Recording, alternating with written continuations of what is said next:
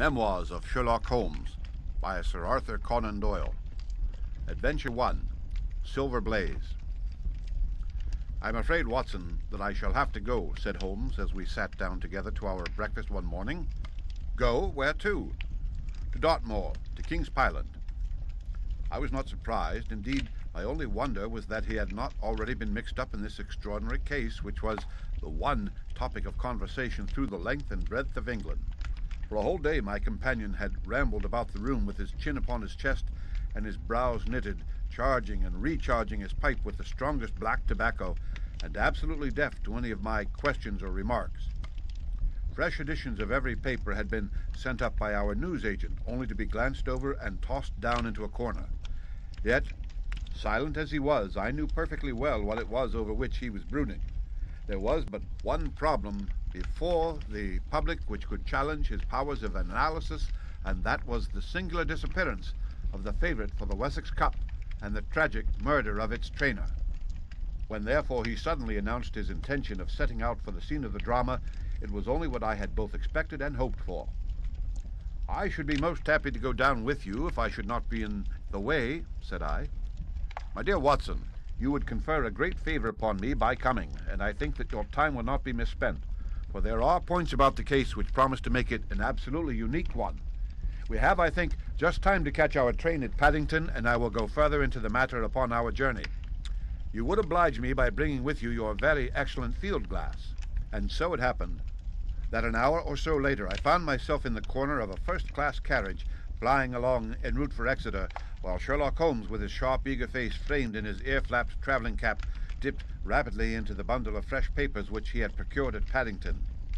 We had left Reading far behind us before he thrust the last one of them under the seat and offered me his cigar case.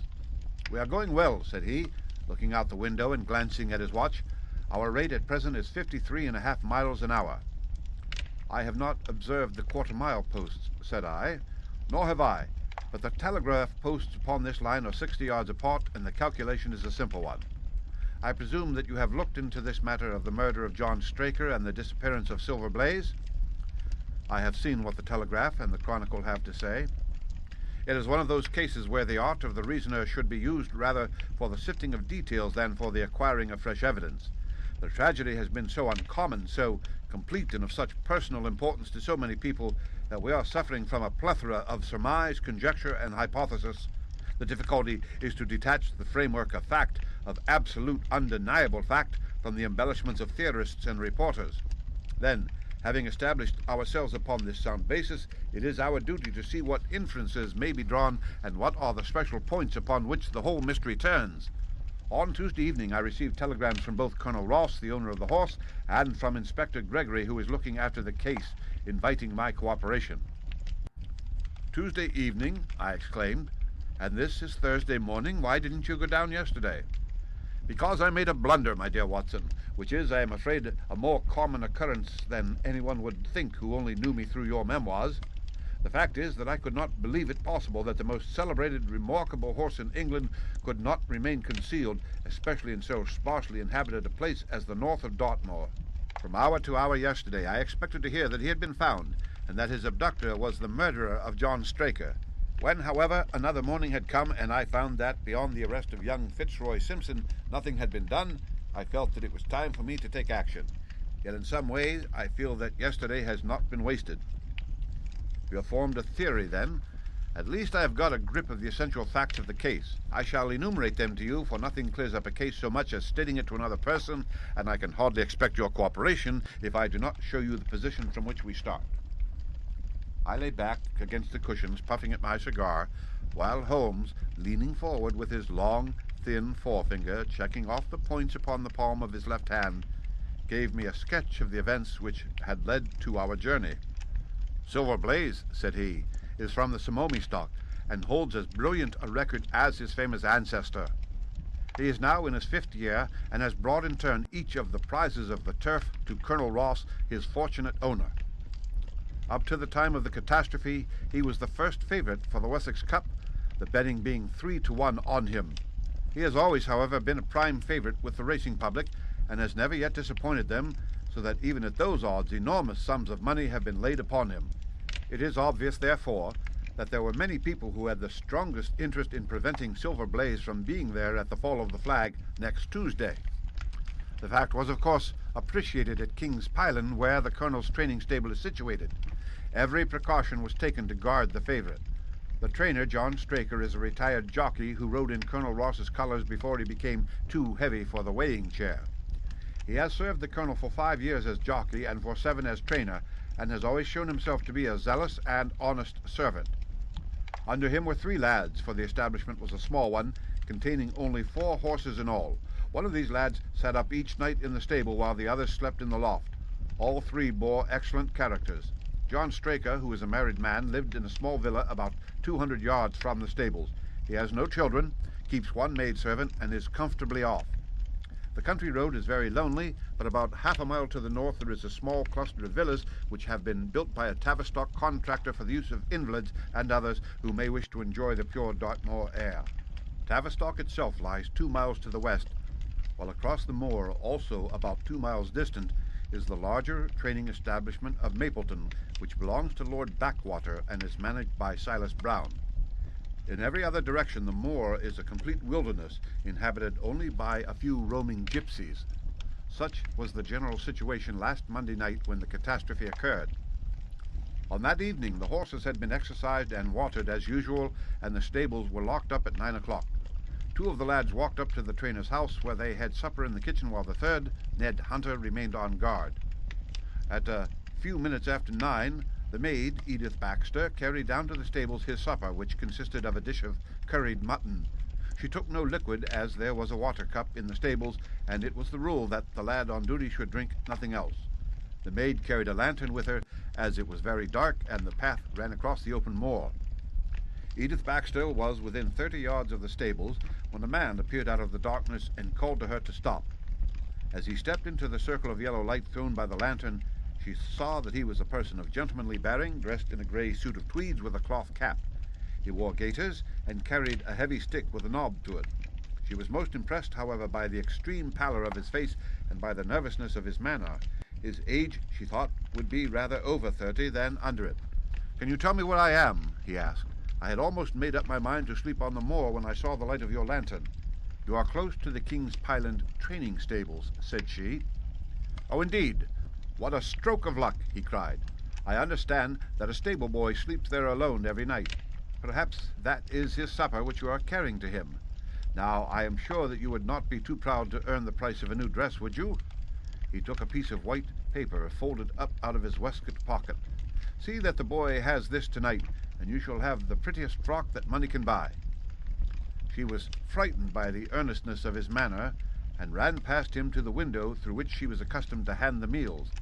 It was already opened, and Hunter was seated at the small table inside. She had begun to tell him of what had happened when the stranger came up again. "Good evening," said he, looking through the window. "I wanted to have a word with you." The girl has sworn that, as he spoke, she noticed the corner of the little paper packet protruding from his closed hand. "What business have you here?" asked the lad. "It's business that may put something into your pocket," said the other. "You've 2 horses in for the Wessex Cup, Silver Blaze and Bayard. Let me have the straight tip and you won't be a loser. Is it a fact that at the weights Bayard could give the other 100 yards in 5 furlongs, and that the stable have put their money on him?" "So, you're one of those damned touts," cried the lad. "I'll show you how we serve them in King's Pyland." He sprang up and rushed across the stable to unloose the dog. The girl fled away to the house, but as she ran she looked back and saw that the stranger was leaning through the window. A minute later, however, when Hunter rushed out with the hound, he was gone, and though he ran all around the buildings, he failed to find any trace of him. "One moment," I asked. "Did the stable boy, when he ran out with the dog, leave the door unlocked behind him?" "Excellent, Watson, excellent," murmured my companion. "The importance of the point struck me so forcibly that I sent a special wire to Dartmoor yesterday to clear the matter up.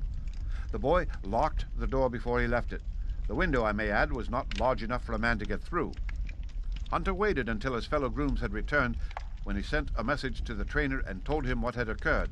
Straker was excited at hearing the account, although he does not seem to have quite realized its true significance. It left him, however, vaguely uneasy, and Mrs. Straker, waking at 1 in the morning, found that he was dressing. In reply to her inquiries, he said that he could not sleep on account of his anxiety about the horses, and that he intended to walk down to the stables to see that all was well. She begged him to remain at home, as she could hear the rain pattering against the window, but in spite of her entreaties, he pulled on his large mackintosh and left the house. Mrs. Straker awoke at 7 in the morning to find that her husband had not yet returned. She dressed herself hastily, called the maid, and set off for the stables. The door was open. Inside, huddled together upon a chair, Hunter was sunk in a state of absolute stupor. The favourite's stall was empty, and there were no signs of his trainer. The two lads who slept in the chaff-cutting loft above the harness rooms were quickly aroused. They had heard nothing during the night, for they are both sound sleepers. Hunter was obviously under the influence of some powerful drug, and as no sense could be got out of him, he was left to sleep it off while the two lads and the two women ran out in search of the absentees. They still had hopes that the trainer had for some reason taken out the horse for early exercise, but on ascending the knoll near the house, from which all the neighboring moors were visible, they not only could see no signs of the missing favorite, but they perceived something which warned them that they were in the presence of a tragedy. About a quarter of a mile from the stables, John Straker's overcoat was flapping from a furze bush. Immediately beyond, there was a bowl-shaped depression in the moor, and at the bottom of this was found the dead body of the unfortunate trainer.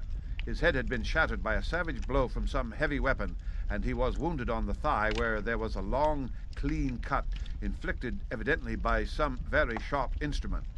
It was clear, however, that Straker had defended himself vigorously against his assailants, for in his right hand he held a small knife which was clotted with blood up to the handle, while in his left he clasped a red and black silk cravat, which was recognized by the maid as having been worn on the preceding evening by the stranger who had visited the stables.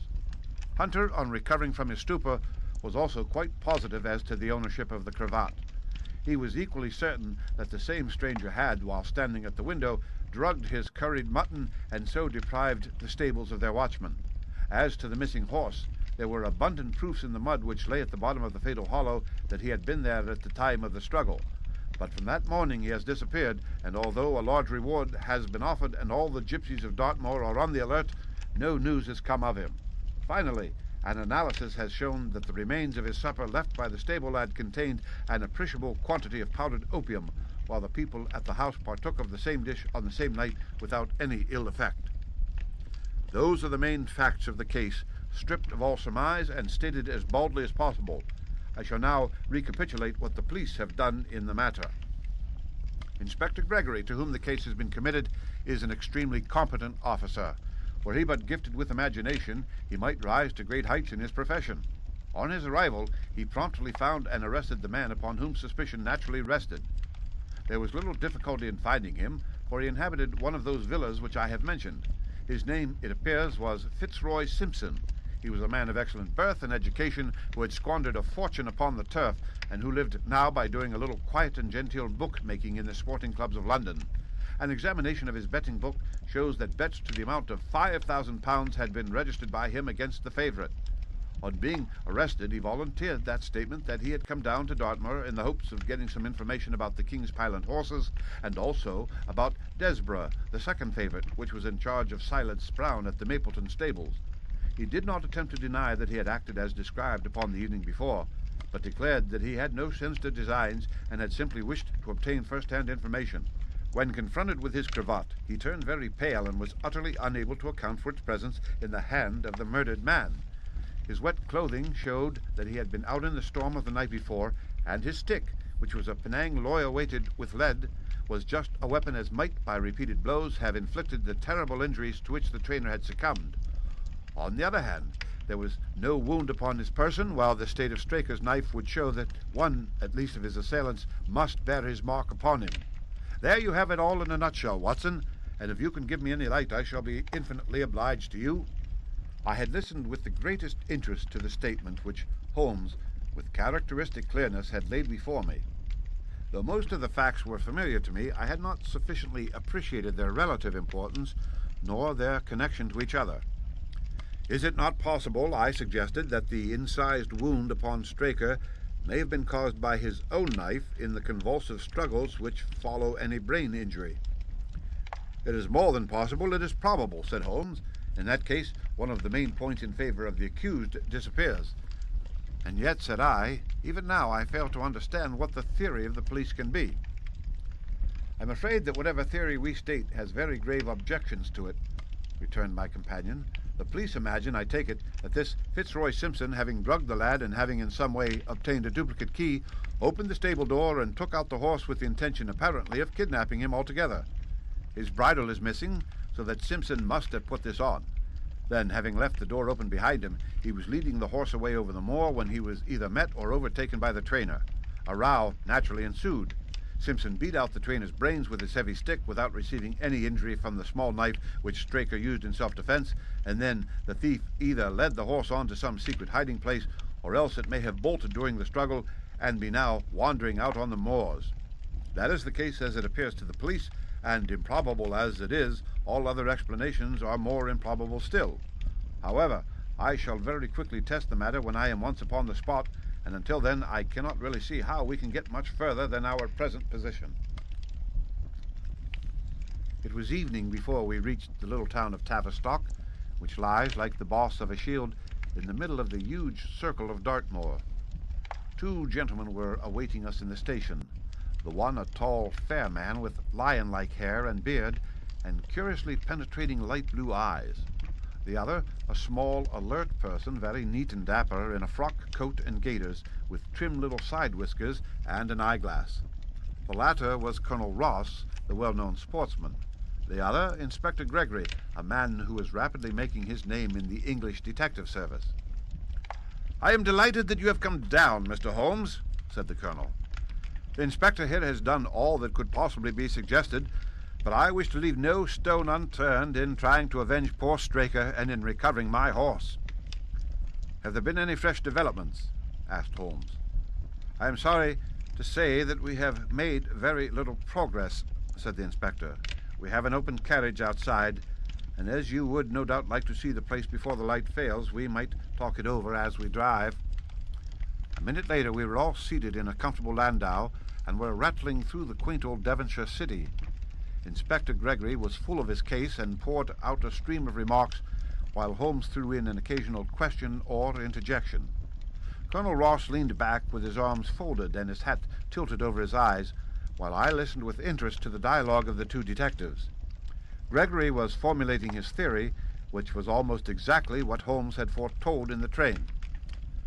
"The net is drawn pretty close round Fitzroy Simpson," he remarked, "and I believe myself that he is our man. At the same time, I recognize that the evidence is purely circumstantial and that some new development may upset it. How about Straker's knife? We have quite come to the conclusion that he wounded himself in his fall. My friend Dr. Watson made that suggestion to me as we came down. If so, it would tell against this man Simpson. Undoubtedly. He has neither a knife nor any sign of a wound. The evidence against him is certainly very strong. He had a great interest in the disappearance of the favorite. He lies under suspicion of having poisoned the stable boy. He was undoubtedly out in the storm. He was armed with a heavy stick, and his cravat was found in the dead man's hand. I really think we have enough to go before a jury." Holmes shook his head. "A clever counsel would tear it all to rags," said he. "Why should he take the horse out of the stable? If he wished to injure it, why could he not do it there? Has a duplicate key been found in his possession? What chemist sold him the powdered opium? Above all, where could he, a stranger to the district, hide a horse, and such a horse as this? What is his own explanation as to the paper which he wished the maid to give to the stable boy?" "He says that it was a 10-pound note. One was found in his purse, but your other difficulties are not so formidable as they seem. He is not a stranger to the district. He has twice lodged at Tavistock in the summer. The opium was probably brought from London. The key, having served its purpose, would be hurled away. The horse may be at the bottom of one of the pits or old mines upon the moor. What does he say about the cravat?" "He acknowledges that it is his and declares that he had lost it. But a new element has been introduced into the case which may account for his leading the horse from the stable." Holmes pricked up his ears. "We have found traces which show that a party of gypsies encamped on Monday night within a mile of the spot where the murder took place. On Tuesday they were gone. Now, presuming that there was some understanding between Simpson and these gypsies, might he not have been leading the horse to them when he was overtaken, and may they not have him now? It is certainly possible. The moor is being scoured for these gypsies. I have also examined every stable and outhouse in Tavistock, and for a radius of 10 miles.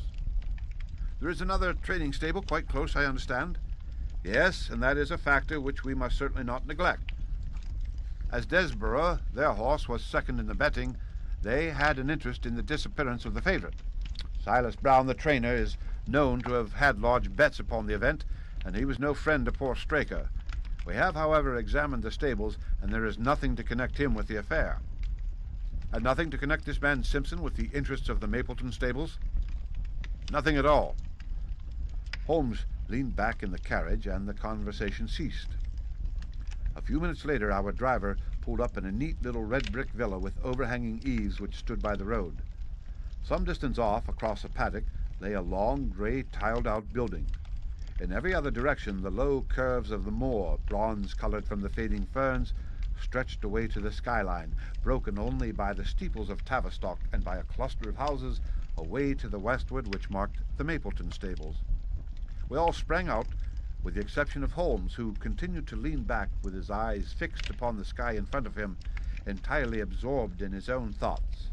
It was only when I touched his arm that he roused himself with a violent start and stepped out of the carriage. "Excuse me," said he, turning to Colonel Ross, who had looked at him in some surprise. "I was daydreaming." There was a gleam in his eyes and a suppressed excitement in his manner which convinced me, used as I was to his ways, that his hand was upon a clue, though I could not imagine where he had found it. "Perhaps you would prefer at once to go on to the scene of the crime, Mr. Holmes?" said Gregory. "I think I should prefer to stay here a little and go into one or two questions of detail. Straker was brought back here, I presume?" "Yes, he lies upstairs. The inquest is tomorrow." "He has been in your service some years, Colonel Ross?"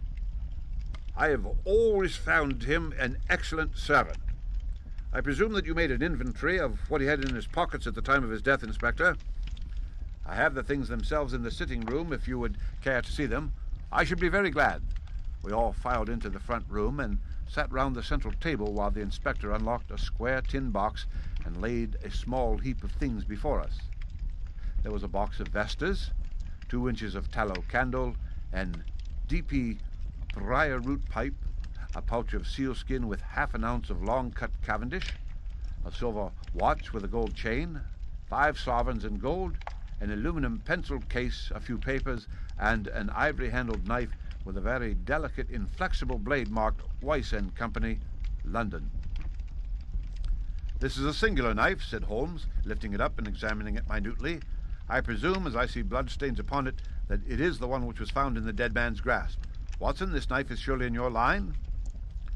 "It is what we call a cataract knife," said I. "I thought so. A very delicate blade devised for very delicate work. A strange thing for a man to carry with him upon a rough expedition, especially as it would not shut in his pocket." "The tip was guarded by a disc of cork, which we found beside his body," said the inspector. "His wife tells us that the knife had lain upon the dressing-table and that he had picked it up as he left the room. It was a poor weapon, but perhaps the best that he could lay his hands on at the moment." "Very possible. How about these papers?" 3 of them are receipted hay dealers' accounts. One of them is a letter of instructions from Colonel Ross. The other is a milliner's account for £37.15 made out by Madame Lesure of Bond Street to William Derbyshire.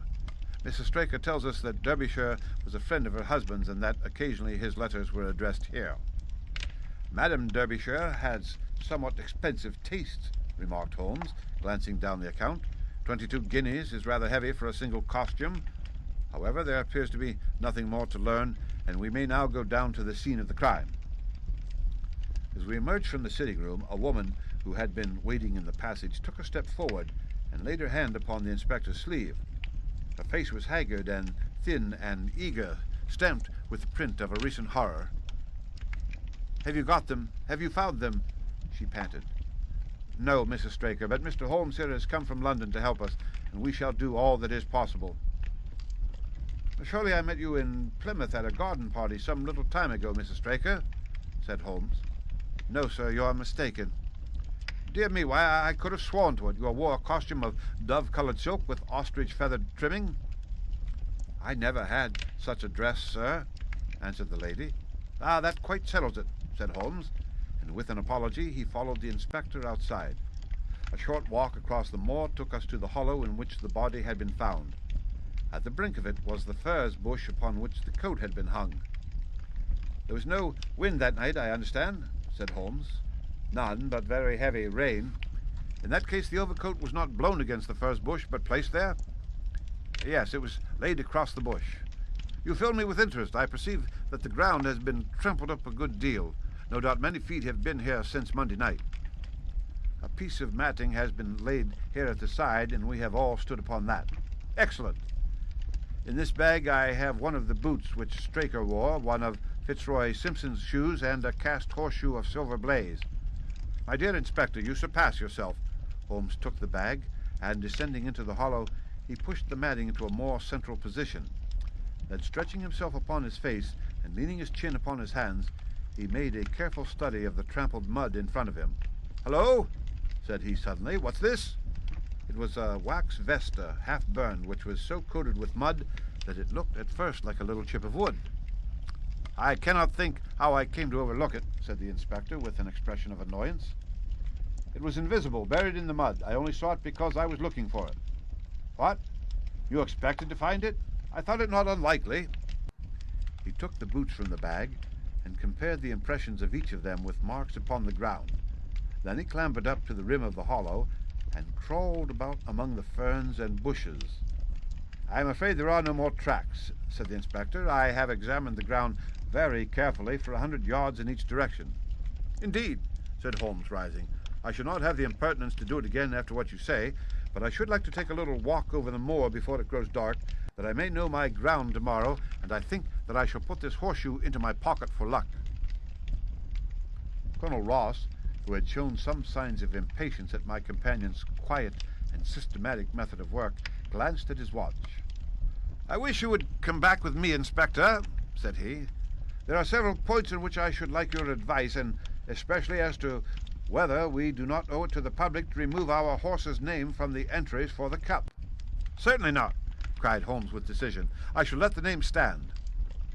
The colonel bowed. "I am very glad to have had your opinion, sir," said he. "You will find us at poor Straker's house when you have finished your walk, and we can drive together into Tavistock." He turned back with the inspector while Holmes and I walked slowly across the moor. The sun was beginning to sink behind the stables of Mapleton, and the long sloping plain in front of us was tinged with gold, deepening into rich, ruddy browns where the faded ferns and brambles caught the evening light. But the glories of the landscape were all wasted upon my companion, who was sunk in the deepest thought. "It's this way, Watson," said he at last. "We may leave the question of who killed John Straker for the instant and confine ourselves to finding out what has become of the horse. Now, supposing that he broke away during or after the tragedy, where could he have gone to?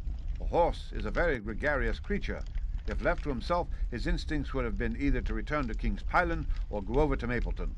Why should he run wild upon the moor? He would surely have been seen by now, and why should gypsies kidnap him? These people always clear out when they hear of trouble, for they do not wish to be pestered by the police. They could not hope to sell such a horse. They would run a great risk and gain nothing by taking him. Surely that is clear." "Where is he, then?" "I have already said that he must have gone to King's Pyland or to Mapleton. He is not at King's Pyland, therefore he is at Mapleton. Let us take that as a working hypothesis and see what it leads us to. This part of the moor, as the inspector remarked, is very hard and dry, but it falls away towards Mapleton, and as you can see from here, that there is a long hollow over yonder which must have been very wet on Monday night. If our supposition is correct, then the horse must have crossed that, and there is the point where we should look for his tracks." We had been walking briskly during this conversation, and a few more minutes brought us to the hollow in question. At Holmes' request, I walked down the bank to the right and he to the left, but I had not taken 50 paces before I heard him give a shout and saw him waving his hand to me. The track of a horse was plainly outlined in the soft earth in front of him, and the shoe which he took from his pocket exactly fitted the impression. "See the value of imagination," said Holmes. "It is the one quality which Gregory lacks. We imagined what might have happened, acted upon the supposition, and find ourselves justified. Let us proceed." We crossed the marshy bottom and passed over a quarter of a mile of dry, hard turf. Again the ground sloped, and again we came on the tracks. Then we lost them for half a mile, but only to pick them up once more quite close to Mapleton. It was Holmes who saw them first, and he stood pointing with a look of triumph upon his face. A man's track was visible beside the horse's. "The horse was alone before," I cried. "Quite so. It was alone before. Hello, what is this?" The double track turned sharp off and took the direction of King's Pyland. Holmes whistled, and we both followed along after it. His eyes were on the trail, but I happened to look a little to one side and saw to my surprise the same tracks coming back again in the opposite direction. "One for you, Watson," said Holmes when I pointed it out. "You have saved us a long walk, which would have brought us back on our own traces. Let us follow the return track." We had not to go far. It ended at the paving of asphalt which led up to the gates of Mapleton stables. As we approached, a groom ran out from them. "We don't want any loiterers about here," said he. "I only wish to ask a question," said Holmes, with his finger and thumb in his waistcoat pocket. "Should I be too early to see your master, Mr. Silas Brown, if I were to call at 5 o'clock tomorrow morning?" "Bless you, sir, if anyone is about, he will be, for he is always the first stirring. But here he is, sir, to answer your questions for himself." "No, sir, no. It is as much as my place is worth to let him see me touch your money afterwards, if you like." As Sherlock Holmes replaced the half-crown which he had drawn from his pocket, a fierce-looking elderly man strode out from the gate with a hunting crop swinging in his hand. "What's this, Dawson?" he cried. "No gossiping. Go about your business. And you, what the devil do you want here?" 10 minutes' talk with you, my good sir," said Holmes in the sweetest of voices.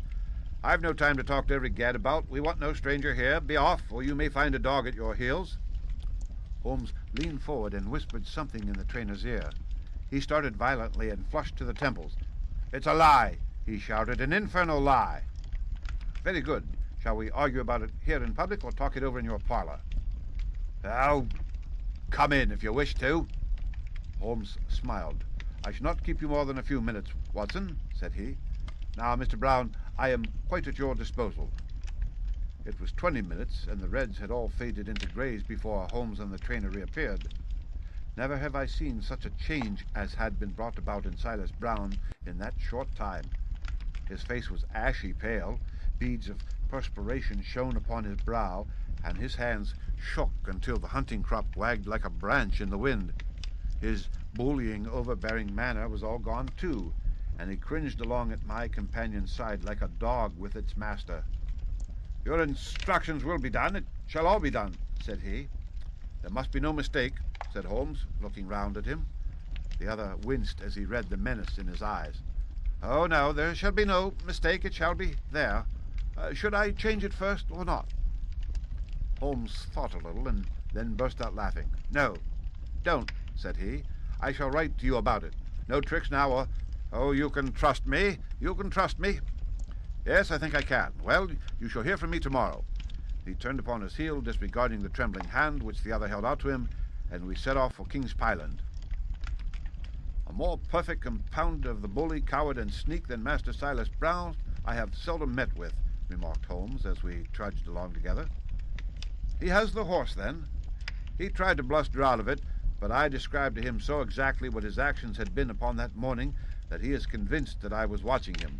Of course, you observed the peculiarly square toes in the impressions, and that his own boots exactly corresponded to them. Again, of course, no subordinate would have dared to do such a thing. I described to him how, when according to his custom he was the first down, he perceived a strange horse wandering over the moor, how he went out to it, and his astonishment at recognizing from the white forehead which has given the favorite its name that chance had put in his power the only horse which could beat the one upon which he had put his money. Then I described how his first impulse had been to lead him back to King's Pyland, and how the devil had shown him how he could ride the horse until the race was over, and how he had led it back and concealed it at Mapleton. When I told him every detail, he gave it up and thought only of saving his own skin. But his stables had been searched. Oh, an old horse-faker like him has many a dodge." "But are you not afraid to leave the horse in his power now, since he has every interest in injuring it?" "My dear fellow, he will guard it as the apple of his eye. He knows that his only hope of mercy is to produce it safe." Colonel Ross did not impress me as a man who would be likely to show such mercy in any case. The matter does not rest with Colonel Ross. I follow my own methods and tell as much or as little as I choose. That is the advantage of being unofficial. I don't know whether you observed it, Watson, but the Colonel's manner has been just a trifle cavalier to me. I am inclined now to have a little amusement at his expense. Say nothing to him about the horse. Certainly not, without your permission. And of course, this is all quite a minor point compared to the question of who killed John Straker. And you will devote yourself to that? On the contrary, we both go back to London by the night train. I was thunderstruck by my friend's words. We had only been a few hours in Devonshire, and that he should give up an investigation which he had begun so brilliantly was quite incomprehensible to me. Not a word more could I draw from him until we were back at the trainer's house. The Colonel and the Inspector were awaiting us in the parlour. My friend and I returned to town by the night express, said Holmes. We have had a charming little breath of your beautiful Dartmoor air. The Inspector opened his eyes, and the Colonel's lip curled in a sneer.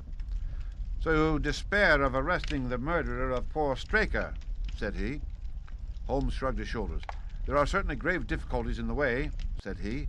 I have every hope, however, that your horse will start upon Tuesday, and I beg that you will have your jockey in readiness. Might I ask for a photograph of Mr. John Straker? The Inspector took one from an envelope and handed it to him. My dear Gregory, you anticipate all my wants. If I might ask you to wait here for an instant, I have a question which I should like to put to the maid. I must say that I am rather disappointed in our London consultant, said Colonel Ross bluntly, as my friend left the room. I do not see that we are any further than when he came. At least you have his assurance that your horse will run, said I. Yes, I have his assurance, said the Colonel with a shrug of his shoulders. I should prefer to have the horse. I was about to make some reply in defense of my friend when he entered the room again. Now, gentlemen, said he, I am quite ready for Tavistock. As we stepped into the carriage, one of the stable lads held the door open for us. A sudden idea seemed to occur to Holmes, for he leaned forward and touched the lad upon the sleeve. You have a few sheep in the paddock, he said. Who attends to them? I do, sir. Have you noticed anything amiss with them of late? Well, sir, not much of account, but 3 of them have gone lame, sir. I could see that Holmes was extremely pleased, for he chuckled and rubbed his hands together. A long shot, Watson, a very long shot, said he, pinching my arm. Gregory, let me recommend to your attention this singular epidemic among the sheep. Drive on, coachman. Colonel Ross still wore an expression which showed the poor opinion which he had formed of my companion's ability, but I saw by the inspector's face that his intention had been keenly aroused. You consider that to be important? He asked. Exceedingly so. Is there any point to which you would wish to draw my attention? To the curious incident of the dog in the night-time. The dog did nothing in the night-time. That was the curious incident, remarked Sherlock Holmes. 4 days later, Holmes and I were again in the train, bound for Winchester to see the race for the Wessex Cup. Colonel Ross met us by appointment outside the station, and we drove in his drag to the course beyond the town. His face was grave, and his manner was cold in the extreme. I have seen nothing of my horse, said he. I suppose that you would know him when you saw him, asked Holmes. The Colonel was very angry. I have been on the turf for 20 years, and never was asked such a question as that before, said he. A child would know Silver Blaze with his white forehead and his mottled off foreleg. How is the betting? Well, that is the curious part of it. You could have got 15 to 1 yesterday, but the price has become shorter and shorter until you can hardly get 3 to 1 now. Said Holmes. Somebody knows something, that is clear. As the drag drew up in the enclosure near the grandstand, I glanced at the card to see the entries. Wessex plate, 50 sovereigns each, with 1,000 sovereigns added for 4 and 5-year-olds. Second, £300. Third, £200. New course, 1 mile and 5 furlongs. Mr. Heath Newton's The Negro. Red cap, cinnamon jacket. Colonel Wardlaw's Pugilist, pink cap, blue and black jacket. Lord Backwater's Desborough, yellow cap and sleeves. Colonel Ross's Silver Blaze, black cap, red jacket. Duke of Balmoral's Iris, yellow and black stripes. Lord Singleford's Rasper, purple cap, black sleeves. We scratched our other one and put all our hopes on your word, said the Colonel. Why, what is that? Silver Blaze favourite? 5-4 against Silver Blaze, roared the ring. 5-4 against Silver Blaze. 5-15 against Desborough. 5-4 on the field. There are the numbers up, I cried. They are all 6 there. All 6 there? Then my horse is running, cried the colonel in great agitation. But I don't see him. My colours have not passed. Only 5 have passed. This must be he. As I spoke, a powerful bay horse swept out from the weighing enclosure and cantered past us, bearing on its back the well-known black and red of the colonel. That's not my horse, cried the owner. That beast has not a white hair upon its body. What is this that you have done, Mr. Holmes? Well, well, let us see how he gets on, said my friend imperturbably. For a few minutes he gazed through my field glass. Capital! Ah, excellent start, he cried suddenly. There they are, coming round the curve. From our drag we had a superb view as they came up the straight. The 6 horses were so close together that a carpet could have covered them, but halfway up the yellow of the Mapleton stable showed to the front. Before they reached us, however, Desborough's bolt was shot, and the colonel's horse, coming away with a rush, passed the post a good 6 lengths before its rival, the Duke of Balmoral's Iris, making a bad third. It's my race, anyhow, gasped the colonel, passing his hand over his eyes. I confess that I can make neither head nor tail of it. Don't you think that you have kept up your mystery long enough, Mr. Holmes? Certainly, Colonel. You shall know everything. Let's all go round and have a look at the horse together. Here he is, he continued, as we made our way into the weighing enclosure where only owners and their friends find admittance. You have only to wash his face and his legs in spirits of wine, and you will find that he is the same old Silver Blaze as ever. You take my breath away. I found him in the hands of a faker and took the liberty of running him just as he was sent over. My dear sir, you have done wonders. The horse looks very fit and well. It never went better in its life. I owe you 1,000 apologies for having doubted your ability. You have done me a great service by recovering my horse. You would do me a greater still if you could lay your hands on the murderer of John Straker. I have done so, said Holmes quietly. The colonel and I stared at him in amazement. You've got him? Where is he, then? He is here. Here? Where? In my company at the present moment. The colonel flushed angrily. I quite recognize that I am under obligations to you, Mr. Holmes, said he, but I must regard what you have just said as either a very bad joke or an insult. Sherlock Holmes laughed.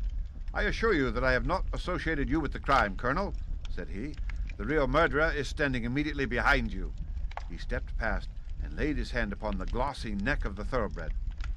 The horse? Cried both the colonel and myself. Yes, the horse, and it may lessen his guilt if I say that it was done in self-defense, and that John Straker was a man who was entirely unworthy of your confidence. But there goes the bell, and as I stand to win a little on this next race, I shall defer a lengthy explanation until a more fitting time. We had the corner of a Pullman car to ourselves that evening as we whirled back to London, and I fancy that the journey was a short one to Colonel Ross as well as to myself, as we listened to our companion's narrative of the events which had occurred at the Dartmoor training stables upon the Monday night, and the means by which he had unravelled them. I confess, said he, that any theories which I had formed from the newspaper reports were entirely erroneous, and yet there were indications there, had they not been overlaid by other details, which concealed their true import. I went to Devonshire with the conviction that Fitzroy Simpson was the true culprit, although, of course, I saw that the evidence against him was by no means complete. It was while I was in the carriage, just as we reached the trainer's house, that the immense significance of the curried mutton occurred to me. You may remember that I was distrait and remained sitting after you had all alighted. I was marveling in my own mind how I could possibly have overlooked so obvious a clue. I confess, said the colonel, that even now I cannot see how it helps us. It was the first link in my chain of reasoning. Powdered opium is by no means tasteless. The flavor is not disagreeable, but it is perceptible. Were it mixed with any ordinary dish, the eater would undoubtedly detect it and would probably eat no more. A curry was exactly the medium which would disguise this taste. By no possible supposition could this stranger, Fitzroy Simpson, have caused curry to be served in the trainer's family that night, and it is surely too monstrous a coincidence to suppose that he happened to come along with powdered opium upon the very night when a dish happened to be served which would disguise the flavor. That is unthinkable. Therefore, Simpson becomes eliminated from the case, and our attention centers upon Straker and his wife, the only two people who could have chosen curried mutton for supper that night. The opium was added after the dish was set aside for the stable boy, for the others had the same supper with no ill effects. Which of them, then, had access to that dish without the maid seeing them?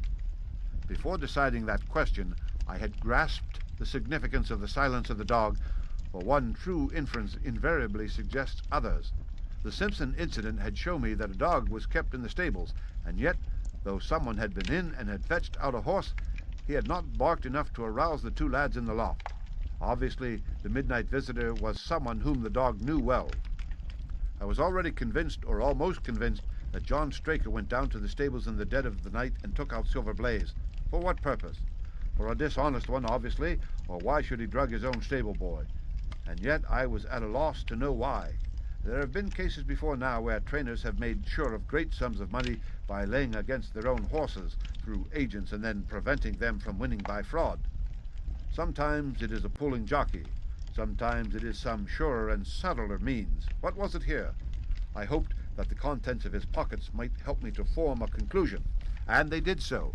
You cannot have forgotten the singular knife which was found in the dead man's hand, a knife which certainly no sane man would choose for a weapon. It was, as Dr. Watson told us, a form of knife which is used for the most delicate operations known in surgery, and it was to be used for a delicate operation that night. You must know, with your wide experience of turf matters, Colonel Ross, that it is possible to make a slight nick upon the tendons of a horse's ham, and to do it subcutaneously so as to leave absolutely no trace. A horse so treated would develop a slight lameness, which would be put down to a strain in exercise or a touch of rheumatism, but never to foul play. "Villain! Scoundrel!" cried the colonel. We have here the explanation of why John Straker wished to take the horse out onto the moor. So spirited a creature could have certainly roused the soundest of sleepers when it felt the prick of the knife. It was absolutely necessary to do it in the open air. "I've been so blind," cried the colonel. "Of course that was why he needed the candle and struck the match. Undoubtedly. But in examining his belongings, I was fortunate enough to discover not only the method of the crime, but even its motives. As a man of the world, Colonel, you know that men do not carry other people's bills about in their pockets. We have most of us quite enough to do to settle our own. I had once concluded that Straker was leading a double life and keeping a second establishment. The nature of the bill showed that there was a lady in this case, and one who had expensive tastes. Liberal as you are with your servants, one can hardly expect that they can buy 20-guinea walking dresses for their ladies. I questioned Mrs. Straker as to the dress without her knowing it, and having satisfied myself that it had never reached her, I made a note of the milliner's address and felt that by calling there with Straker's photograph, I could easily dispose of the mythical Derbyshire. From that time on, all was plain. Straker had led out the horse to a hollow where his light would be invisible. Simpson, in his flight, had dropped his cravat, and Straker had picked it up with some idea, perhaps, that he might use it in securing the horse's leg. Once in the hollow, he had got behind the horse and had struck a light, but the creature, frighted at the sudden glare, and with the strange instinct of animals feeling that some mischief was intended, had lashed out, and the steel shoe had struck Straker full on the forehead. He had already, in spite of the rain, taken off his overcoat in order to do this delicate task, and so as he fell, his knife gashed his thigh. Do I make it clear? "Wonderful!" cried the colonel. "Wonderful! You might have been there." My final shot was, I confess, a very long one. It struck me that so astute a man as Straker would not undertake this delicate tendon-nicking without a little practice. What could he practice on? My eyes fell upon the sheep, and I asked a question which, rather to my surprise, showed that my surmise was correct. When I returned to London, I called upon the milliner, who had recognized Straker as an excellent customer of the name of Derbyshire, who had a very dashing wife, with a strong partiality for expensive dresses. I have no doubt that this woman had plunged him over head and ears in debt, and so led him into this miserable plot. "You have explained all but one thing," cried the colonel. "Where was the horse?" "Ah, it bolted and was cared for by one of your neighbors. We must have an amnesty in that direction, I think. This is Clapham Junction, if I am not mistaken, and we shall be in Victoria in less than 10 minutes.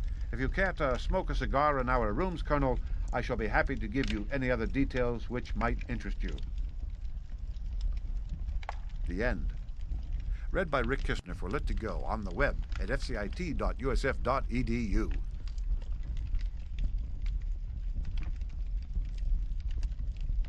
Memoirs of Sherlock Holmes by Sir Arthur Conan Doyle. Adventure 2, The Yellow Face.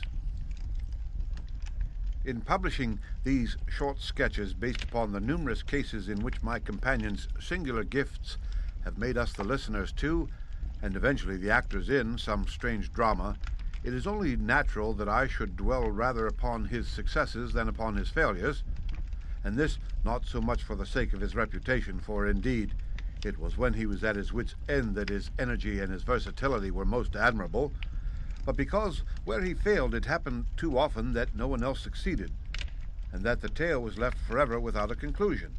Now and again, however, it chanced that even when he erred, the truth was still discovered, and I have noted of some half-dozen cases of the kind.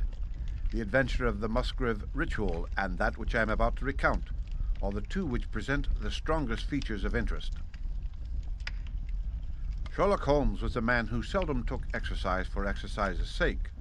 Few men were capable of greater muscular effort, and he was undoubtedly one of the finest boxers of his weight that I have ever seen. But he looked upon aimless bodily exertion as a waste of energy, and he seldom bestirred himself save when there was some professional object to be served. Then he was absolutely untiring and indefatigable. That he should have kept himself in training under such circumstances is remarkable, but his diet was usually of the sparest, and his habits were simple to the verge of austerity. Save for the occasional use of cocaine, he had no vices, and he only turned to the drug as a protest against the monotony of existence when cases were scanty and the papers uninteresting. One day in early spring he had so far relaxed as to go for a walk with me in the park, where the first faint shoots of green were breaking out upon the elms, and the sticky spearheads of the chestnuts were just beginning to burst into their five-fold leaves.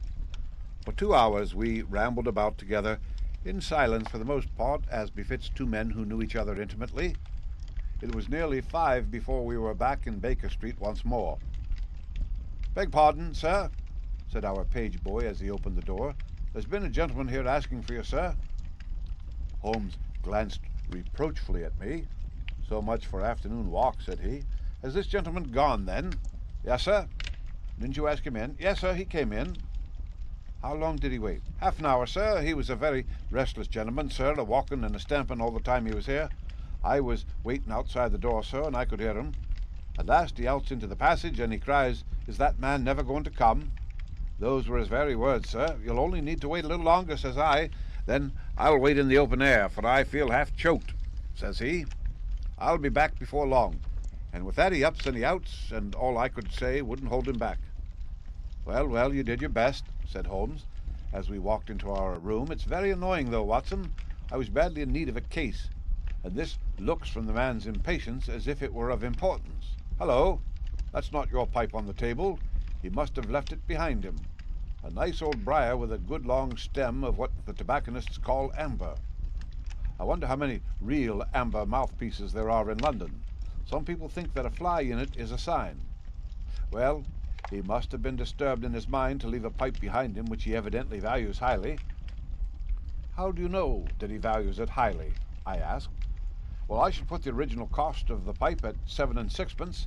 Now it has, you see, been twice mended, once in the wooden stem and once in the amber. Each of these mends, done as you observe with silver bands, must have cost more than the pipe did originally. The man must value the pipe highly when he prefers to patch it up rather than buy a new one with the same money." "Anything else?" I asked, for Holmes was turning the pipe about in his hand and staring at it in his peculiarly pensive way. He held it up and tapped on it with his long, thin forefinger, as a professor might who was lecturing on a bone. "Pipes are occasionally of extraordinary interest," said he. "Nothing has more individuality, save perhaps watches and bootlaces. The indications here, however, are neither very marked nor very important. The owner is obviously a muscular man, left-handed, with an excellent set of teeth, careless in his habits, and with no need to practice economy." My friend threw out the information in a very offhand way, but I saw that he cocked his eye at me to see if I had followed his reasoning. "You think a man must be well-to-do if he smokes a 7-shilling pipe?" said I. "This is Grosvenor mixture at 8pence an ounce," Holmes answered, knocking a little out on his palm. "As he might get an excellent smoke for half the price, he has no need to practice economy." And the other points? He has been in the habit of lighting his pipe at lamps and gas jets. You can see that it is quite charred all down one side. Of course, a match could not have done that. Why should a man hold a match to the side of his pipe? But you cannot light it at a lamp without getting the bowl charred, and it is all on the right side of the pipe. From that I gather that he is a left-handed man. You hold your pipe to the lamp and see how naturally you, being right-handed, hold the left side to the flame. You might do it once the other way, but not as a constancy. This has always been held so. Then he has bitten through his amber. It takes a muscular, energetic fellow and one with a good set of teeth to do that. But if I am not mistaken, I hear him upon the stair, so we shall have something more interesting than his pipe to study. An instant later our door opened, and a tall young man entered the room. He was well but quietly dressed in a dark grey suit and carried a brown wide awake in his hand. I should have put him at about 30, although he was really some years older. "I beg your pardon," said he, with some embarrassment. "I suppose I should have knocked. Yes, of course I should have knocked. The fact is that I am a little upset, and you must put it all down to that." He passed his hand over his forehead like a man who is half dazed, and then fell rather than sat down upon a chair. "I can see that you have not slept for a night or two," said Holmes in his easy, genial way. "That tries a man's nerves more than work, and even more than pleasure. May I ask how I can help you?" "I wanted your advice, sir. I don't know what to do, and my whole life seems to have gone to pieces." "You wish to employ me as a consulting detective?" "Not that only. I want your opinion as a judicious man, as a man of the world. I want to know what I ought to do next. I hope to God you'll be able to tell me." He spoke in little, sharp, jerky outbursts, and it seemed to me that to speak at all was very painful to him, and that his will all through was overriding his inclinations. "It is a very delicate thing," said he. "One does not like to speak of one's domestic affairs to strangers. It seems dreadful to discuss the conduct of one's wife with two men whom I have never seen before. It is horrible to have to do it, but I've got to the end of my tether, and I must have advice." "My dear Mr. Grant Munro," began Holmes. Our visitor sprang from his chair. "What?" he cried. "You know my name?" "If you wish to preserve your incognito," said Holmes, smiling, "I would suggest that you cease to write your name upon the lining of your hat, or else that you turn the crown towards the person whom you are addressing. I was about to say that my friend and I have listened to a good many strange secrets in this room, and that we have had the good fortune to bring peace to many troubled souls. I trust that we may do as much for you. Might I beg you, as time may prove to be of importance, to furnish me with the facts of your case without further delay?" Our visitor again passed his hand over his forehead, as if he found it bitterly hard. From every gesture and expression, I could see that he was a reserved, self-contained man, with a dash of pride in his nature, more likely to hide his wounds than to express them. Then, suddenly, with a fierce gesture of his closed hand, like one who throws reserve to the winds, he began. "The facts are these, Mr. Holmes," said he. "I am a married man, and have been so for 3 years. During that time my wife and I have loved each other as fondly and lived as happily as any two that ever were joined. We have not had a difference, not one, in thought or word or deed. And now, since last Monday, there has suddenly sprung up a barrier between us, and I find that there is something in her life and in her thought of which I know as little as if she were the woman who brushes by me in the street.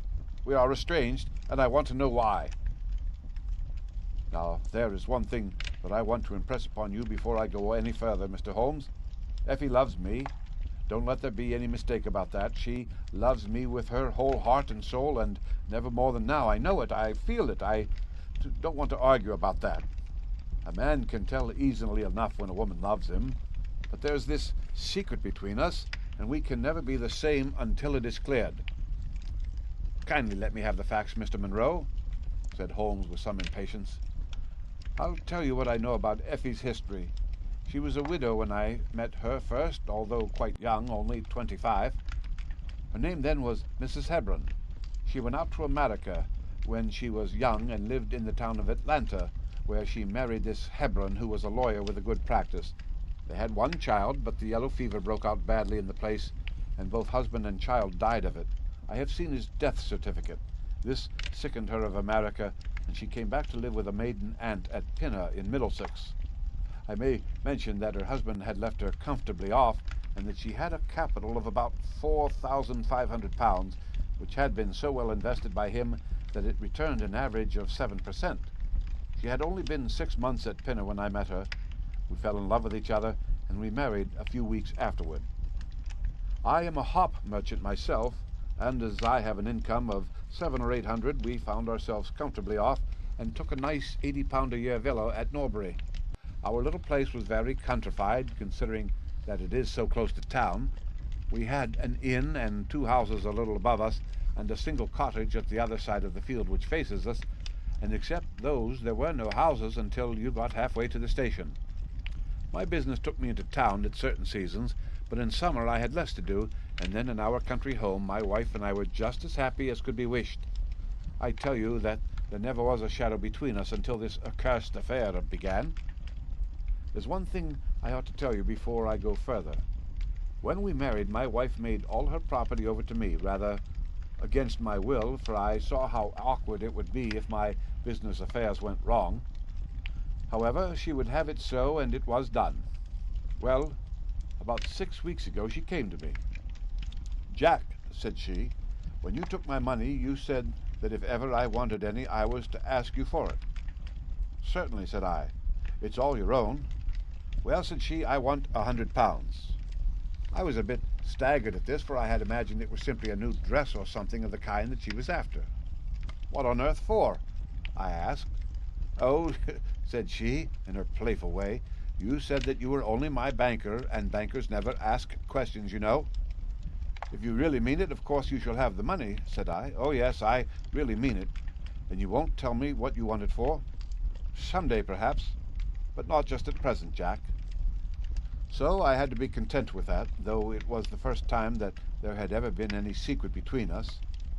I gave her a check, and I never thought any more of the matter.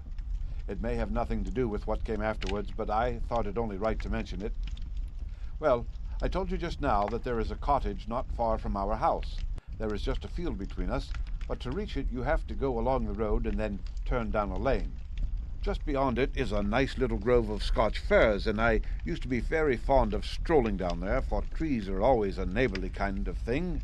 The cottage had been standing empty this past 8 months, and it was a pity, for it was a pretty 2-storied place with an old-fashioned porch and honeysuckle about it. I have stood many a time and thought what a neat little homestead it would make. Well, last Monday evening I was taking a stroll down that way when I met an empty van coming up the lane, and saw a pile of carpets and things lying about on the grass plot beside the porch. It was clear that the cottage had at last been let. I walked past it and wondered what sort of folk they were who had come to live so near us. And as I looked, I suddenly became aware that a face was watching me out of one of the upper windows. I don't know what there was about that face, Mr. Holmes, but it seemed to send a chill right down my back. I was some little way off, so that I could not make out the features, but there was something unnatural and inhuman about the face. That was the impression that I had, and I moved quickly forward to get a nearer view of the person who was watching me. But as I did so, the face suddenly disappeared, so suddenly that it seemed to have been plucked away into the darkness of the room. I stood for 5 minutes, thinking the business over and trying to analyze my impressions. I could not tell if the face were that of a man or a woman. It had been too far from me for that, but its color was what had impressed me most. It was of a livid, chalky white, and with something set and rigid about it which was shockingly unnatural. So disturbed was I that I determined to see a little more of the new inmates of the cottage. I approached and knocked at the door, which was instantly opened by a tall, gaunt woman with a harsh, forbidding face. "What may you be wanting?" she asked in a northern accent. "I am your neighbour over yonder," said I, nodding towards my house. "I see that you have only just moved in, so I thought that if I could be of any help to you in any—" "I will just ask ye when ye want ye," said she, and shut the door in my face. Annoyed at the churlish rebuff, I turned my back and walked home. All evening, though I tried to think of other things, my mind would still turn to the apparition at the window and the rudeness of the woman.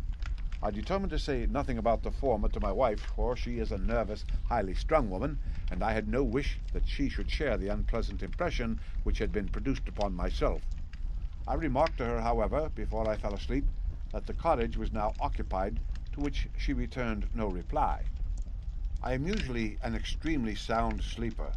It has been a standing jest in the family that nothing could ever wake me during the night, and yet somehow on that particular night, whether it may have been the slight excitement produced by my little adventure or not, I know not. But I slept much more lightly than usual. Half in my dreams I was dimly conscious that something was going on in the room, and gradually became aware that my wife had dressed herself and was slipping on her mantle and her bonnet.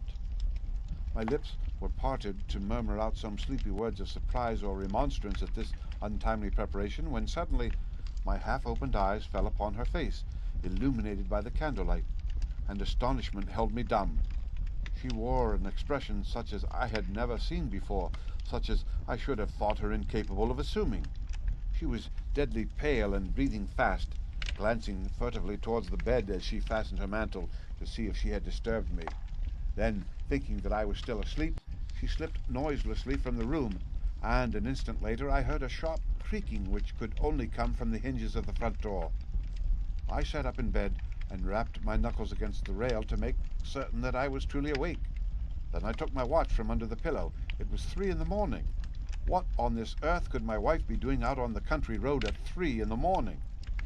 I had sat for about 20 minutes, turning the thing over in my mind and trying to find some possible explanation. The more I thought, the more extraordinary and inexplicable did it appear. I was still puzzling over it when I heard the door gently close again, and her footsteps coming up the stairs. "Where in the world have you been, Effie?" I asked as she entered. She gave a violent start and a kind of gasping cry when I spoke, and that cry and start troubled me more than all the rest, for there was something indescribably guilty about them. My wife had always been a woman of frank, open nature, and it gave me a chill to see her slinking into her own room and crying out and wincing when her own husband spoke to her. "You awake, Jack?" she cried with a nervous laugh. "Why, I thought that nothing could awaken you." "Where have you been?" I asked more sternly. "I don't wonder that you are surprised," said she, and I could see that her fingers were trembling as she undid the fastenings of her mantle. "Why, I never remember having done such a thing in my life before. The fact is that I felt as though I were choking, and had a perfect longing for a breath of fresh air. I really think that I should have fainted if I had not gone out. I stood at the door for a few minutes, and now I am quite myself again." All the time that she was telling me this story, she never once looked in my direction, and her voice was quite unlike her usual tones. It was evident to me that she was saying what was false. I said nothing in reply, but turned my face to the wall, sick at heart, with my mind filled with 1,000 venomous doubts and suspicions. What was it that my wife was concealing from me?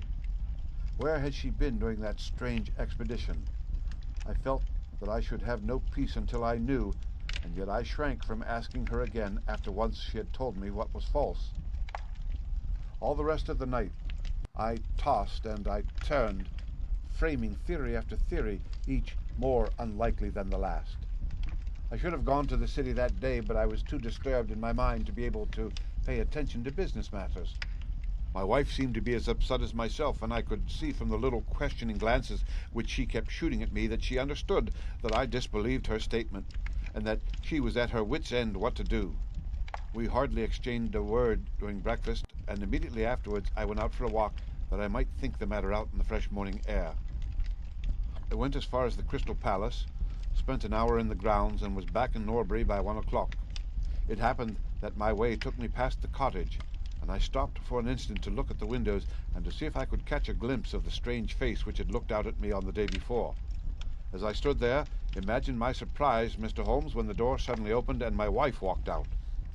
I was struck dumb with astonishment at the sight of her, but my emotions were nothing to those which showed themselves upon her face when our eyes met. She seemed for an instant to wish to shrink back inside the house again, and then, seeing how useless all concealment must be, she came forward with a very white face and frightened eyes which belied the smile upon her lips. "Ah, Jack," she said, "I have just been in to see if I can be of any assistance to our new neighbors." "Why do you look at me like that, Jack? You are not angry with me?" "So," said I, "this is where you went during the night." "What do you mean?" she cried. "You came here, I am sure of it. Who are these people that you should visit them at such an hour?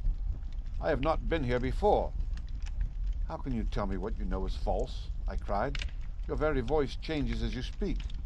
When have I ever had a secret from you? I shall enter that cottage, and I shall probe the matter to the bottom." "No, no, Jack, for God's sake," she gasped in uncontrollable emotion. Then, as I approached the door, she seized my sleeve and pulled me back with convulsive strength. "I implore you not to do this, Jack," she cried. "I swear that I will tell you everything some day, but nothing but misery can come of it if you enter that cottage." Then, as I tried to shake her off, she clung to me in a frenzy of entreaty. "Trust me, Jack," she cried. "Trust me only this once. You will never have cause to regret it. You know that I would not have a secret from you if it were not for your own sake. Our whole lives are at stake at this. If you come home with me, all will be well. If you force your way into that cottage, all is over between us." There was such an earnestness, such despair in her manner, that her words arrested me, and I stood irresolute before the door. "I will trust you on one condition, and on one condition only," said I at last. "It is that this mystery comes to an end from now. You are at liberty to preserve your secret, but you must promise me that there shall be no more nightly visits, no more doings which are kept from my knowledge.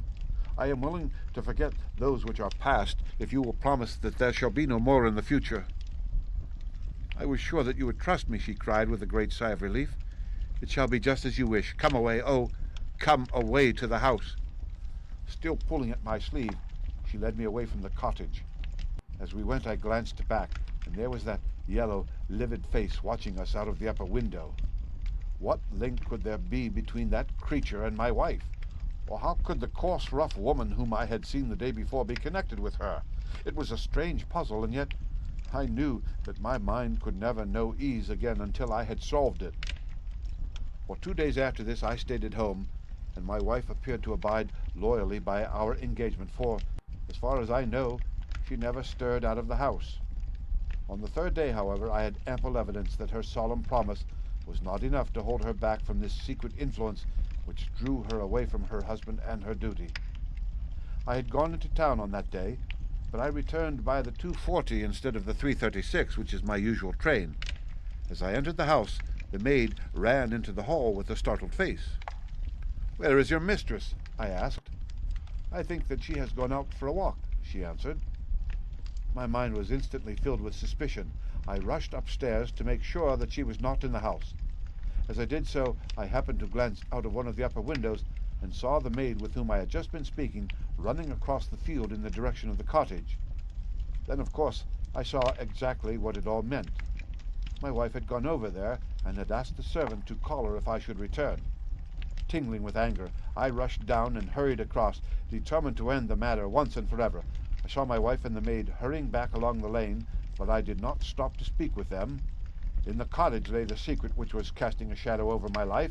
I vowed that, come what might, it should be a secret no longer. I did not even knock when I reached it, but turned the handle and rushed into the passage. It was all still and quiet upon the ground floor. In the kitchen a kettle was singing on the fire, and a large black cat lay coiled up in the basket. But there was no sign of the woman who I had seen before. I ran into the other room, but it was equally deserted. Then I rushed up the stairs, only to find 2 other rooms empty and deserted at the top. There was no one at all in the whole house. The furniture and pictures were of the most common and vulgar description, save in the one chamber at the window of which I had seen the strange face. That was comfortable and elegant, and all my suspicions rose into a fierce, bitter flame when I saw that on the mantelpiece stood a copy of a full-length photograph of my wife, which had been taken at my request only 3 months ago. I stayed long enough to make certain that the house was absolutely empty. Then I left it, feeling a weight at my heart such as I had never had before. My wife came out into the hall as I entered my house, but I was too hurt and angry to speak with her, and pushing past her, I made my way into my study. She followed me, however, before I could close the door. "I am sorry that I broke my promise, Jack," said she, "but if you knew all the circumstances, I am sure that you would forgive me." "Tell me everything, then," said I. "I cannot, Jack, I cannot," she cried. "Until you tell me who it is that has been living in that cottage, and who it is to whom you have given that photograph, there can never be any confidence between us," said I. Breaking away from her, I left the house. That was yesterday, Mr. Holmes, and I have not seen her since, nor do I know anything more about this strange business. It is the first shadow that has come between us, and it has so shaken me that I do not know what I should do for the best. Suddenly, this morning, it occurred to me that you were the man to advise me, so I have hurried to you now, and I place myself unreservedly in your hands. If there is any point which I have not made clear, pray question me about it. But above all, tell me quickly what I am to do, for this misery is more than I can bear. Holmes and I had listened with the utmost interest to this extraordinary statement, which had been delivered in the jerky, broken fashion of a man who was under the influence of extreme emotions. My companion sat silent for some time with his chin upon his hand, lost in thought. "Tell me," said he at last, "could you swear that this was a man's face which you saw at the window?" "Each time that I saw it I was some distance away from it, so that it is impossible for me to say." "You appear, however, to have been disagreeably impressed by it." "It seemed to be of an unnatural color, and to have a strange rigidity about the features. When I approached, it vanished with a jerk." "How long is it since your wife asked you for £100? "Nearly 2 months." "Have you ever seen a photograph of her first husband?" "No, there was a great fire at Atlanta very shortly after his death, and all her papers were destroyed." "And yet she had a certificate of death. You say that you saw it?" "Yes, she got a duplicate after the fire." "Did you ever meet anyone who knew her in America?" "No." "Did she ever talk of revisiting the place?" "No." "Or get letters from it?" "No." "Thank you. I should like to think over the matter a little now. If the cottage is now permanently deserted, we may have some difficulty. If, on the other hand, as I fancy is more likely, the inmates were warned of your coming and left before you entered yesterday, then they may be back now, and we should clear it all up easily. Let me advise you, then, to return to Norbury and to examine the windows of the cottage again. If you have any reason to believe that it is inhabited, do not force your way in, but send a wire to my friend and me. We shall be with you within an hour of receiving it, and we shall then very soon get to the bottom of the business." "And if it is still empty?" "In that case I shall come out tomorrow and talk it over with you. Goodbye, and above all, do not fret until you know that you really have a cause for it." "I'm afraid that this is a very bad business, Watson," said my companion as he returned after accompanying Mr. Grant Munro to the door. "What do you make of it?" "It has an ugly sound," I answered. "Yes, there's blackmail in it, or I am much mistaken." "And who is the blackmailer?" "Well, it must be the creature who lives in the only comfortable room in the place and has her photograph above his fireplace. Upon my word, Watson, there is something very attractive about that livid face at the window, and I would not have missed the case for worlds." "You have a theory?" "Yes, a provisional one, but I shall be surprised if it does not turn out to be correct. This woman's first husband is in that cottage." "Why do you think so?" "How else can we explain her frenzied anxiety that her second one should not enter it? The facts, as I read them, are something like this. This woman was married in America. Her husband developed some hateful qualities, or shall we say that he contracted some loathsome disease and became a leper or an imbecile. She flies from him at last, returns to England, changes her name, and starts her life, as she thinks, afresh. She has married 3 years and believes that her position is quite secure, having shown her husband the death certificate of some man whose name she has assumed, when suddenly her whereabouts is discovered by her first husband. Or we may suppose by some unscrupulous woman who has attached herself to the invalid. They write to the wife and threaten to come and expose her. She asks for £100 and endeavours to buy them off. They come in spite of it, and when the husband mentions casually to his wife that there are newcomers in the cottage, she knows in some way that they are her pursuers. She waits until her husband is asleep, and then she rushes down to endeavour to persuade them to leave her in peace. Having no success, she goes again next morning, and her husband meets her, as he has told us, as she comes out. She promises him then not to go there again, but 2 days afterwards the hope of getting rid of those dreadful neighbours was too strong for her, and she made another attempt, taking down with her the photograph which had probably been demanded from her. In the midst of this interview, the maid rushed in to say that the master had come home, on which the wife, knowing that he would come straight down to the cottage, hurried the inmates out at the back door into the grove of fir trees, probably, which was mentioned as standing near. In this way he found the place deserted. I shall be very much surprised, however, if it is still so when he reconnoitres it this evening. What do you think of my theory?" "It is all surmise, but at least it covers all the facts. When new facts come to our knowledge which cannot be covered by it, it will be time enough to reconsider it. We can do nothing more until we have a message from our friend at Norbury." But we had not a very long time to wait for that. It came just as we had finished our tea. "The cottage is still tenanted," it said. "Have seen the face again at the window. We'll meet the 7 o'clock train and will take no steps until you arrive." He was waiting on the platform when we stepped out, and we could see in the light of the station lamps that he was very pale and quivering with agitation. "They are still there, Mr. Holmes," said he, laying his hand upon my friend's sleeve. "I saw lights in the cottage as I came down. We shall settle it now once and for all." "What is your plan, then?" asked Holmes, as he walked down the dark tree-lined road. "I am going to force my way in and see for myself who is in the house. I wish you both to be there as witnesses." "You are quite determined to do this, in spite of your wife's warning that it is better that you should not solve the mystery?" "Yes, I am determined." "Well, I think that you are in the right. Any truth is better than indefinite doubt. We had better go up at once. Of course, legally we are putting ourselves hopelessly in the wrong, but I think that it is worth it." It was a very dark night, and a thin rain began to fall as we turned from the high road into a narrow lane, deeply rutted with hedges on either side. Mr. Grant Munro pushed impatiently forward, however, and we stumbled after him as best we could. "There are the lights of my house," he murmured, pointing to a glimmer among the trees, "and here is the cottage which I am going to enter." We turned a corner in the lane as he spoke, and there was the building close behind us. A yellow bar falling across the black foreground showed that the door was not quite closed, and one window in the upper story was brightly illuminated. As we looked, we saw a dark blur moving across the blind. "There is that creature," cried Grant Munro. "You can see for yourselves that someone is there. Now follow me, and we shall soon know all." We approached the door, but suddenly a woman appeared out of the shadow and stood in the golden track of the lamplight. I could not see her face in the darkness, but her arms were thrown out in an attitude of entreaty. "For God's sake, don't, Jack," she cried. "I had a presentiment that you would come this evening. Think better of it, dear. Trust me again, and you will never have cause to regret it." "I have trusted you too long, Effie," he cried sternly. "Leave go of me. I must pass you.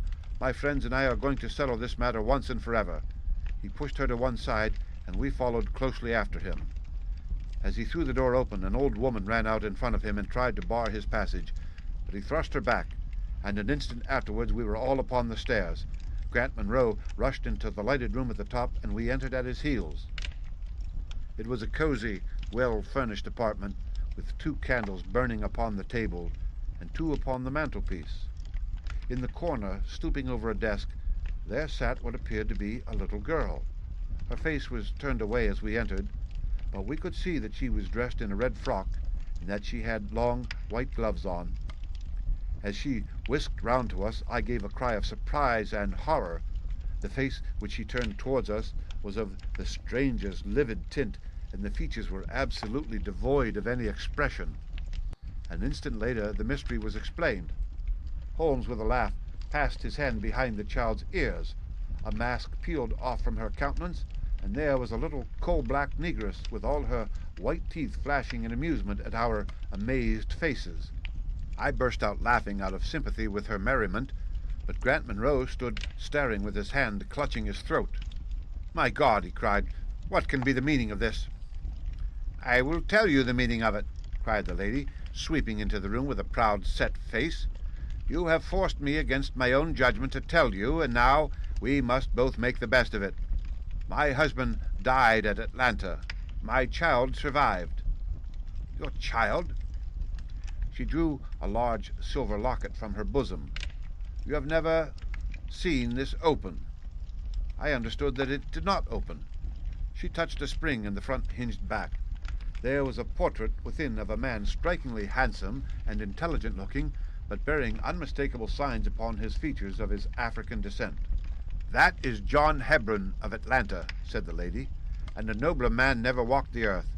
I cut myself off from my race in order to wed him, but never once while he lived did I for an instant regret it. It was our misfortune that our only child took after his people rather than mine.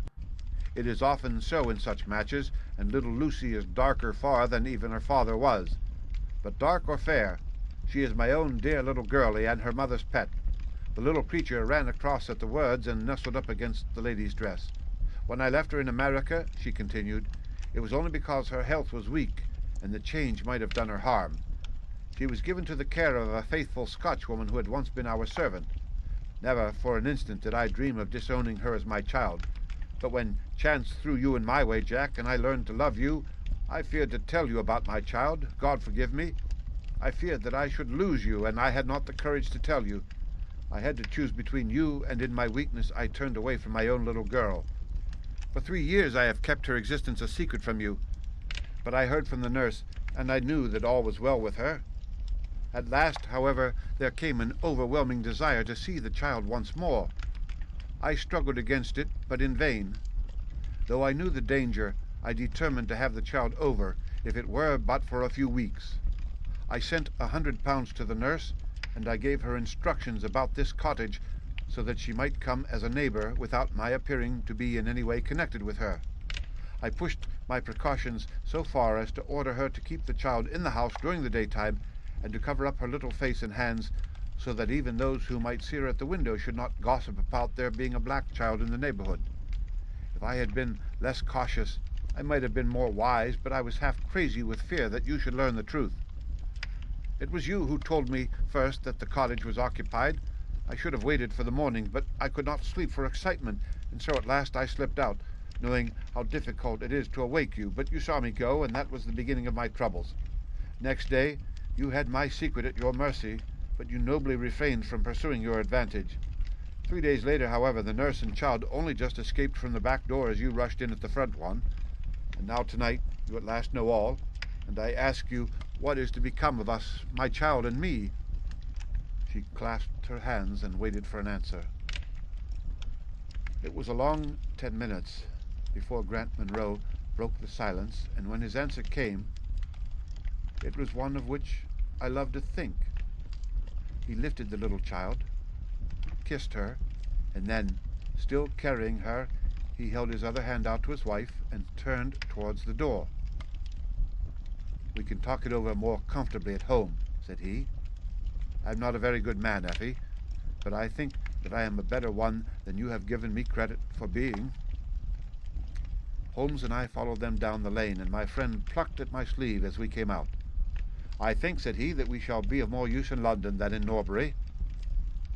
Not another word did he say of the case until late that night, when he was turning away with his lighted candle for his bedroom. "Watson," said he, "if it should ever strike you that I am getting a little overconfident in my powers, or giving less pains to a case than it deserves, kindly whisper Norbury in my ear, and I shall be infinitely obliged to you." The end. Read by Rick Kistner for Lit2Go on the web at fcit.usf.edu.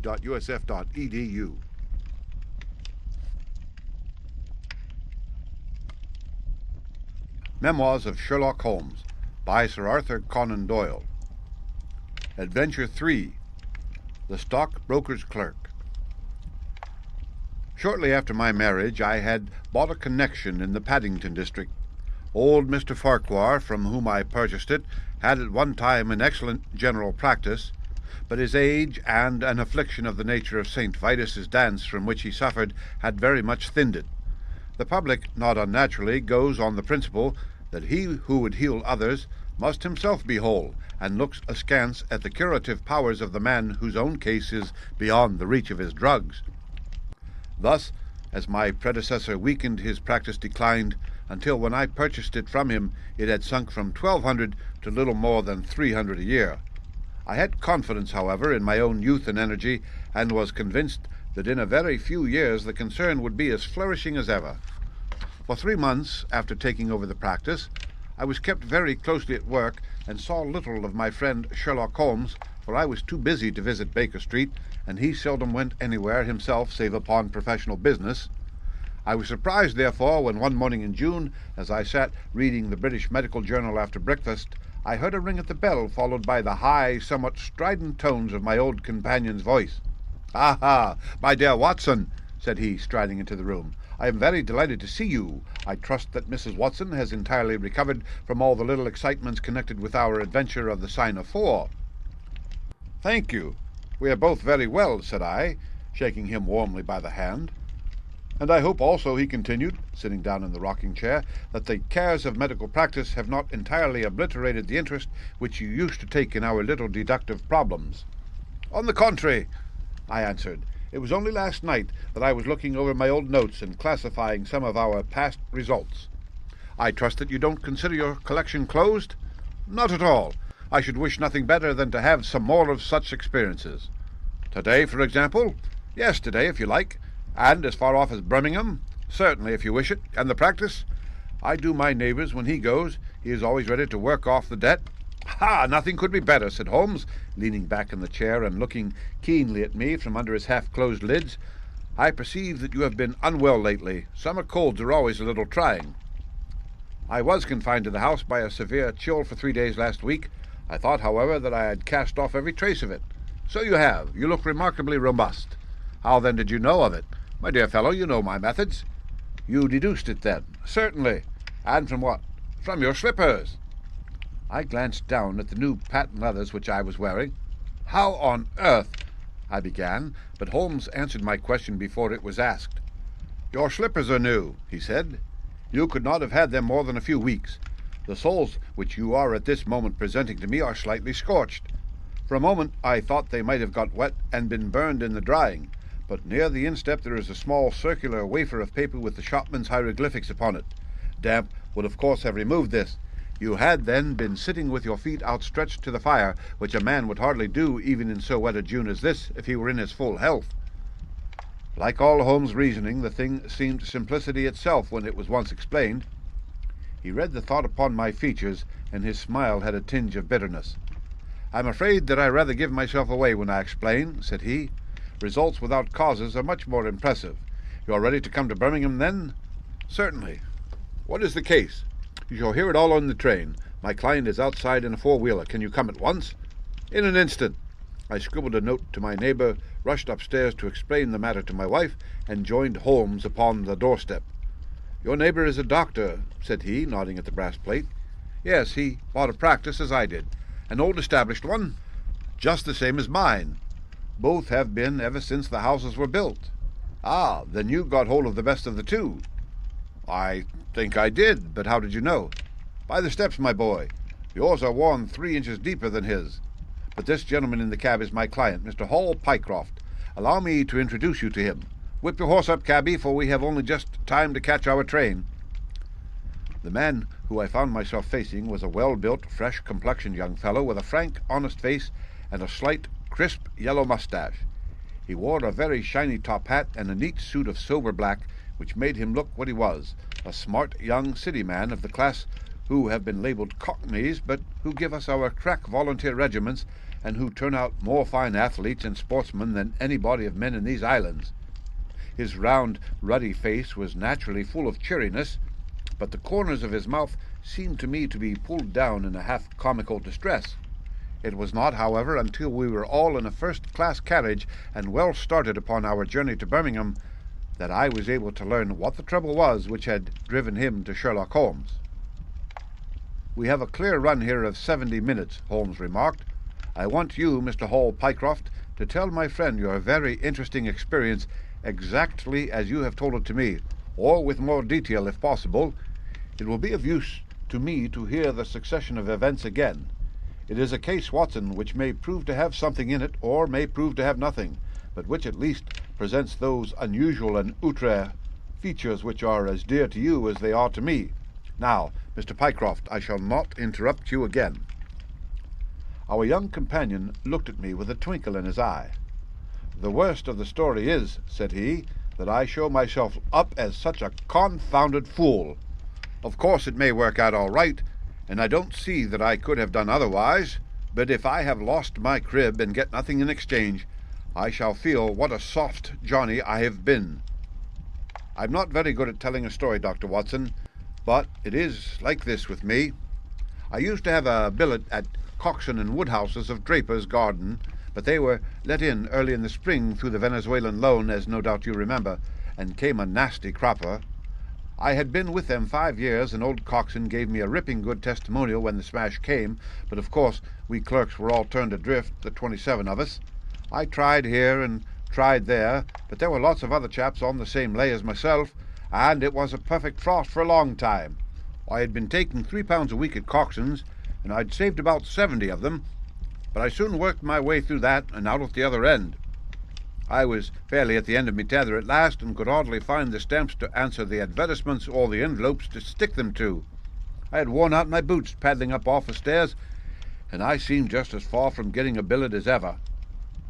At last I saw a vacancy at Mawson and Williams, the great stockbroking firm in Lombard Street. I dare say AC is not much in your line, but I can tell you that this is about the richest house in London. The advertisement was to be answered by letter only.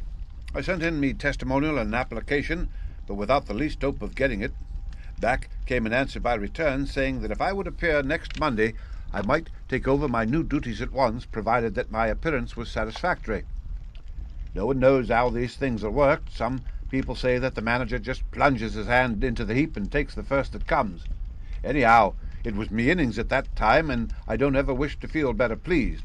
The screw was £1 a week rise, and the duties just about the same as at Coxon's. And now I come to the queer part of the business. I was in diggings out Hampstead Way, 17 Porter's Terrace. Well, I was sitting doing a smoke that very evening after I had been promised the appointment, when up come me landlady with a card which said Arthur Pinner, financial agent, printed upon it. I had never heard the name before, and I could not imagine what he wanted with me, but of course I asked her to show him up. In he walked, a middle-sized, dark-haired, dark-eyed, black-bearded man with a touch of the sheeny about his nose. He had a brisk kind of way with him, and spoke sharply like a man who knew the value of time. "Mr. Hall Pycroft, I believe," said he. "Yes, sir," I answered, pushing the chair towards him. "Lately engaged at Coxon and Woodhouse's?" "Yes, sir." "And now on the staff at Mawson's?" "Quite so." "Well," said he, "the fact is, I have heard some really extraordinary stories about your financial ability. You remember Parker, who used to be Coxon's manager? He can never say enough about it." Of course I was pleased to hear this. I had always been pretty sharp in the office, but I'd never dreamed that I was talked about in the city in this fashion. "You have a good memory," said he. "Pretty fair," I answered modestly. "Have you kept in touch with the market while you have been out of work?" he asked. "Yes, I read the Stock Exchange list every morning." "Now that shows real application," he cried. "That's the way to prosper. You won't mind my testing you, will you? Let me see. How are A shares?" 106 1/4 to 105 7/8. And New Zealand Consolidated? 104. And British Broken Hill? 7 to 7 6. "Wonderful!" he cried with his hands up. "This quite fits in with all that I had heard. My boy, you are very much too good to be a clerk at Mawson's." This outburst rather astonished me, as you can think. "Well," said I, "other people don't think quite so much of me as you seem to do, Mr. Pinner. I had an hard enough time fight to get this berth, and I am very glad to have it." "Pooh, man, you should soar above it. You're not in your true sphere. Now I'll tell you how it stands with me. What I have to offer is little enough when measured by your ability, but when compared with Mawson's, it's light to dark. Let me see. When do you go to Mawson's?" "On Monday." "Ha, ha! I think I would risk a little sport and flutter that you don't go there at all." "Not go to Mawson's?" "No, sir. By that day you will be the business manager of the Franco-Midland Hardware Company Limited, with 134 branches in the towns and villages of France, not counting one in Brussels and one in San Remo." "Well, it took my breath away. I never heard of it," said I. "Very likely not. It has been kept very quiet, for the capital was all privately subscribed, and it's too good a thing to let the public into. My brother, Harry Pinner, is a promoter, and joins the board after allotment as managing director. He knew I was in the swim down here, and asked me to pick up a good man cheap, a young, pushing man with plenty of snap about him. Parker spoke of you, and that brought me here tonight. We can only offer you a beggarly 500 to start with." "500 a year?" I shouted. "Only that at the beginning, but you ought to have an overriding commission of 1% on all business done by your agents, and you may take my word for it that this will come to more than your salary." "But I know nothing about hardware." "Tut, tut, my boy, you know about figures." Well, my head buzzed, and I could hardly sit still in my chair, but suddenly a little chill of doubt came upon me. "I must be frank with you," I said. "Mawson only gives me 200, but Mawson is safe.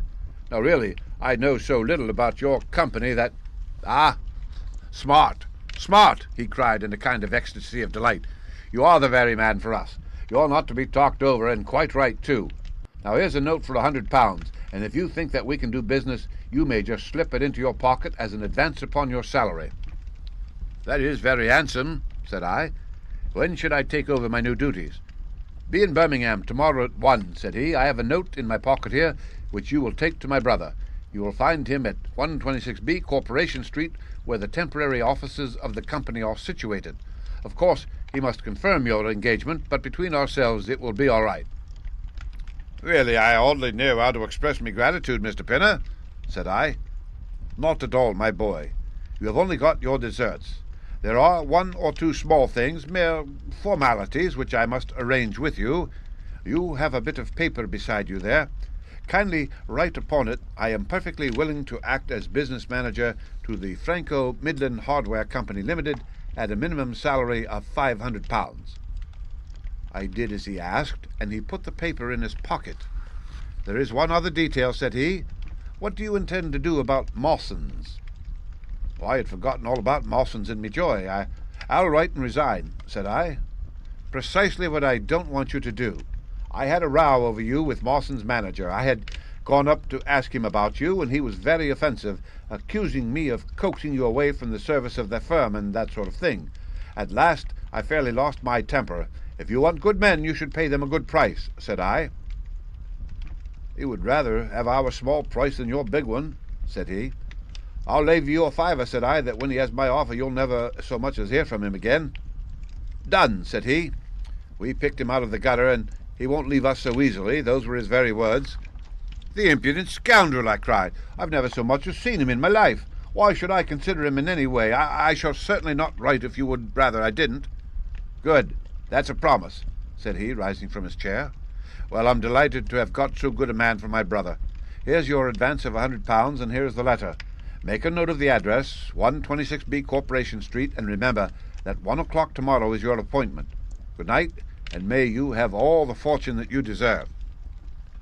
That's just about all that passed between us, as near as I can remember. You can imagine, Dr. Watson, how pleased I was at such an extraordinary bit of good fortune. I sat up half the night hugging myself over it. Next day I was off to Birmingham in a train that would take me in plenty time for my appointment. I took my things to a hotel in New Street, and then I made my way to the address which had been given me. It was a quarter of an hour before me time, but I thought that would make no difference. 126B was a passage between two large shops which led to a winding stone stair from which there were many flats, let as offices to companies or professional men.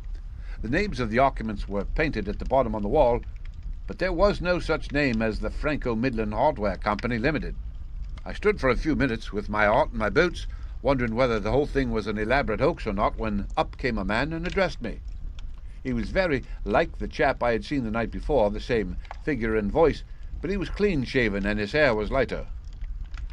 "Are you Mr. Hall Pycroft?" he asked. "Yes," said I. "Oh, I was expecting you, but you are a trifle before your time. I had a note from my brother this morning in which he sang your praises very loudly. I was just looking for the offices when you came. Well, we have not got our name up yet, for we only secured these temporary premises last week.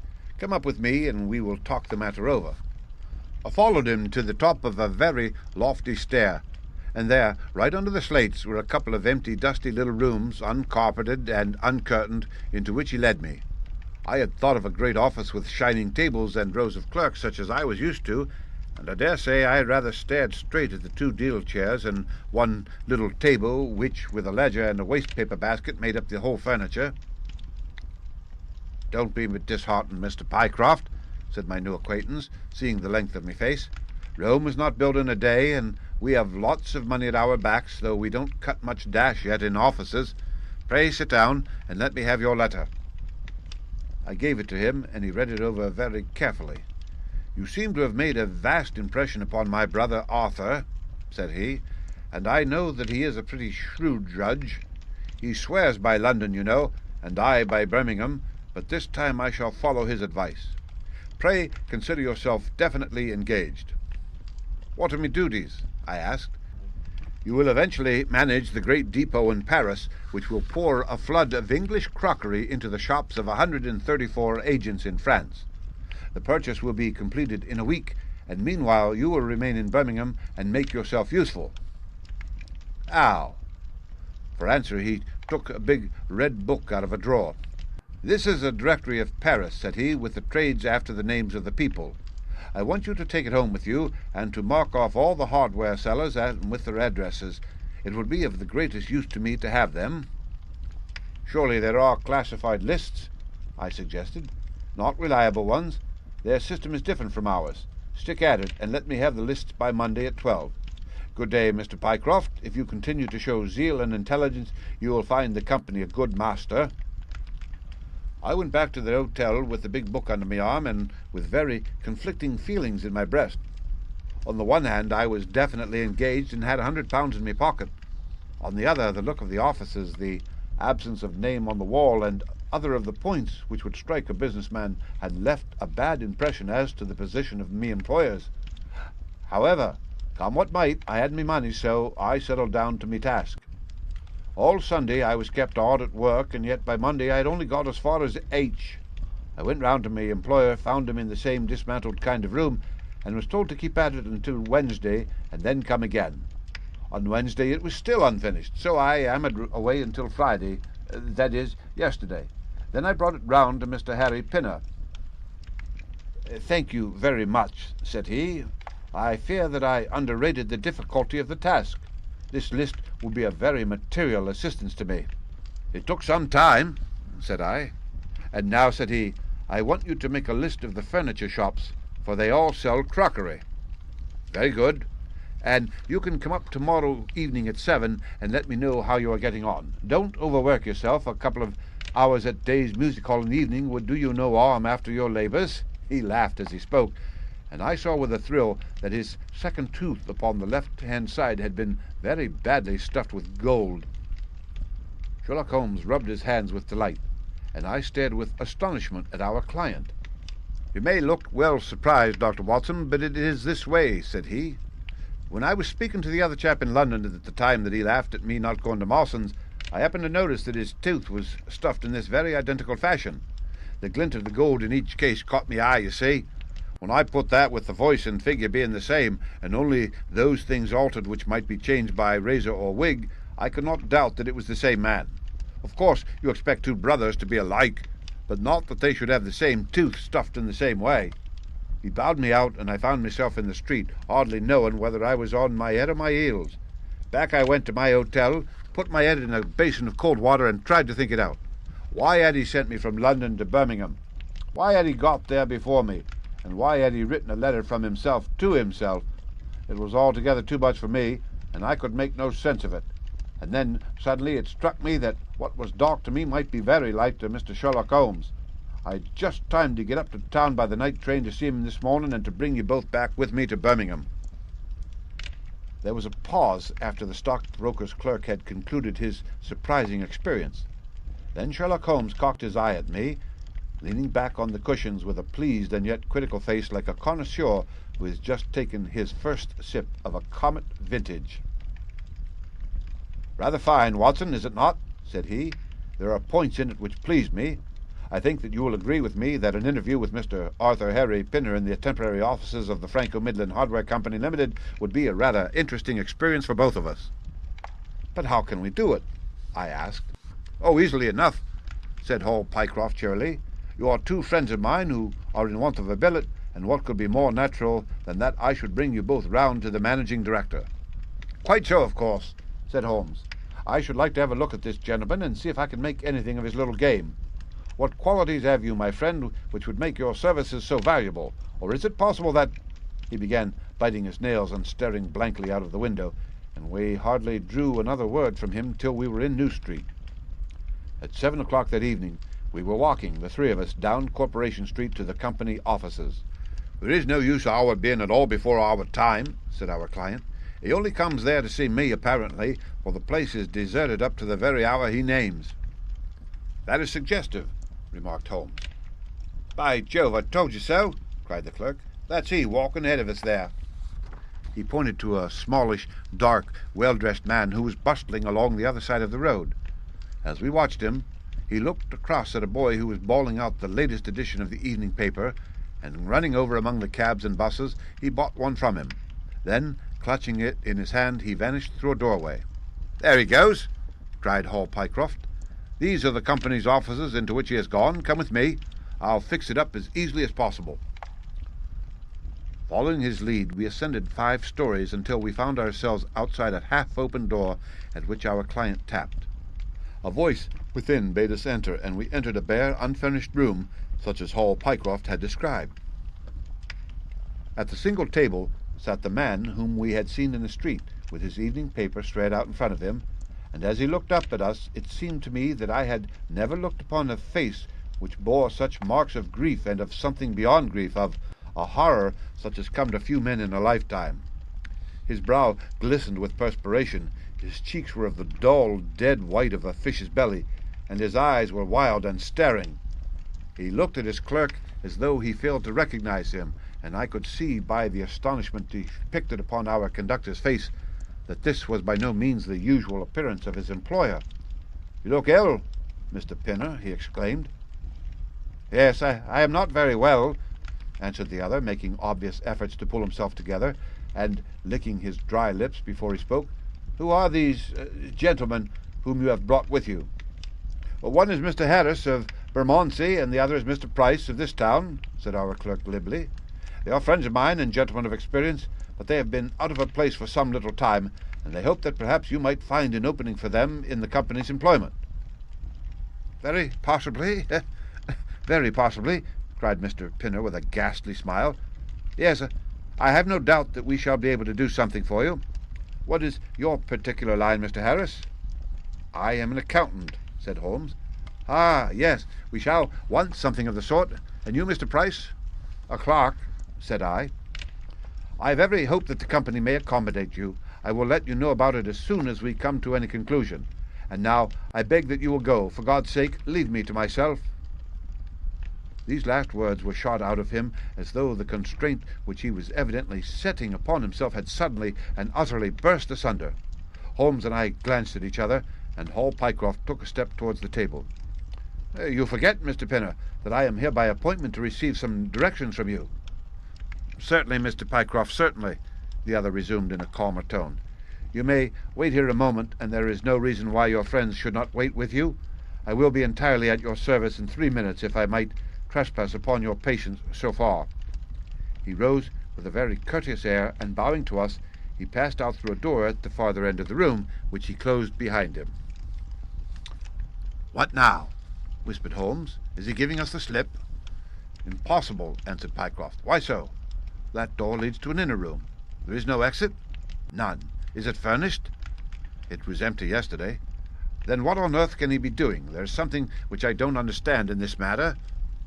If ever a man was 3 parts mad with terror, that man's name is Pinner. What can have put the shivers on him?" "He suspects that we are detectives," I shrugged. "That's it," cried Pycroft. Holmes shook his head. "He did not turn pale. He was pale when we entered the room," said he. "It is just possible that—" His words were interrupted by a sharp rat-tat from the direction of the inner door. "What the deuce is he knocking at his own door for?" cried the clerk. Again and much louder came the rat-tat-tat. We all gazed expectantly at the closed door. Glancing at Holmes, I saw his face turn rigid, and he leaned forward in intense excitement. Then suddenly came a low, guggling, gargling sound, and a brisk drumming upon woodwork. Holmes sprang frantically across the room and pushed at the door. It was fastened on the inner side. Following his example, we threw ourselves upon it with all our weight. One hinge snapped, then the other, and down came the door with a crash. Rushing over it, we found ourselves in the inner room. It was empty. But it was only for a moment that we were at fault. At one corner, the corner nearest the room which we had left, there was a second door. Holmes sprang to it and pulled it open.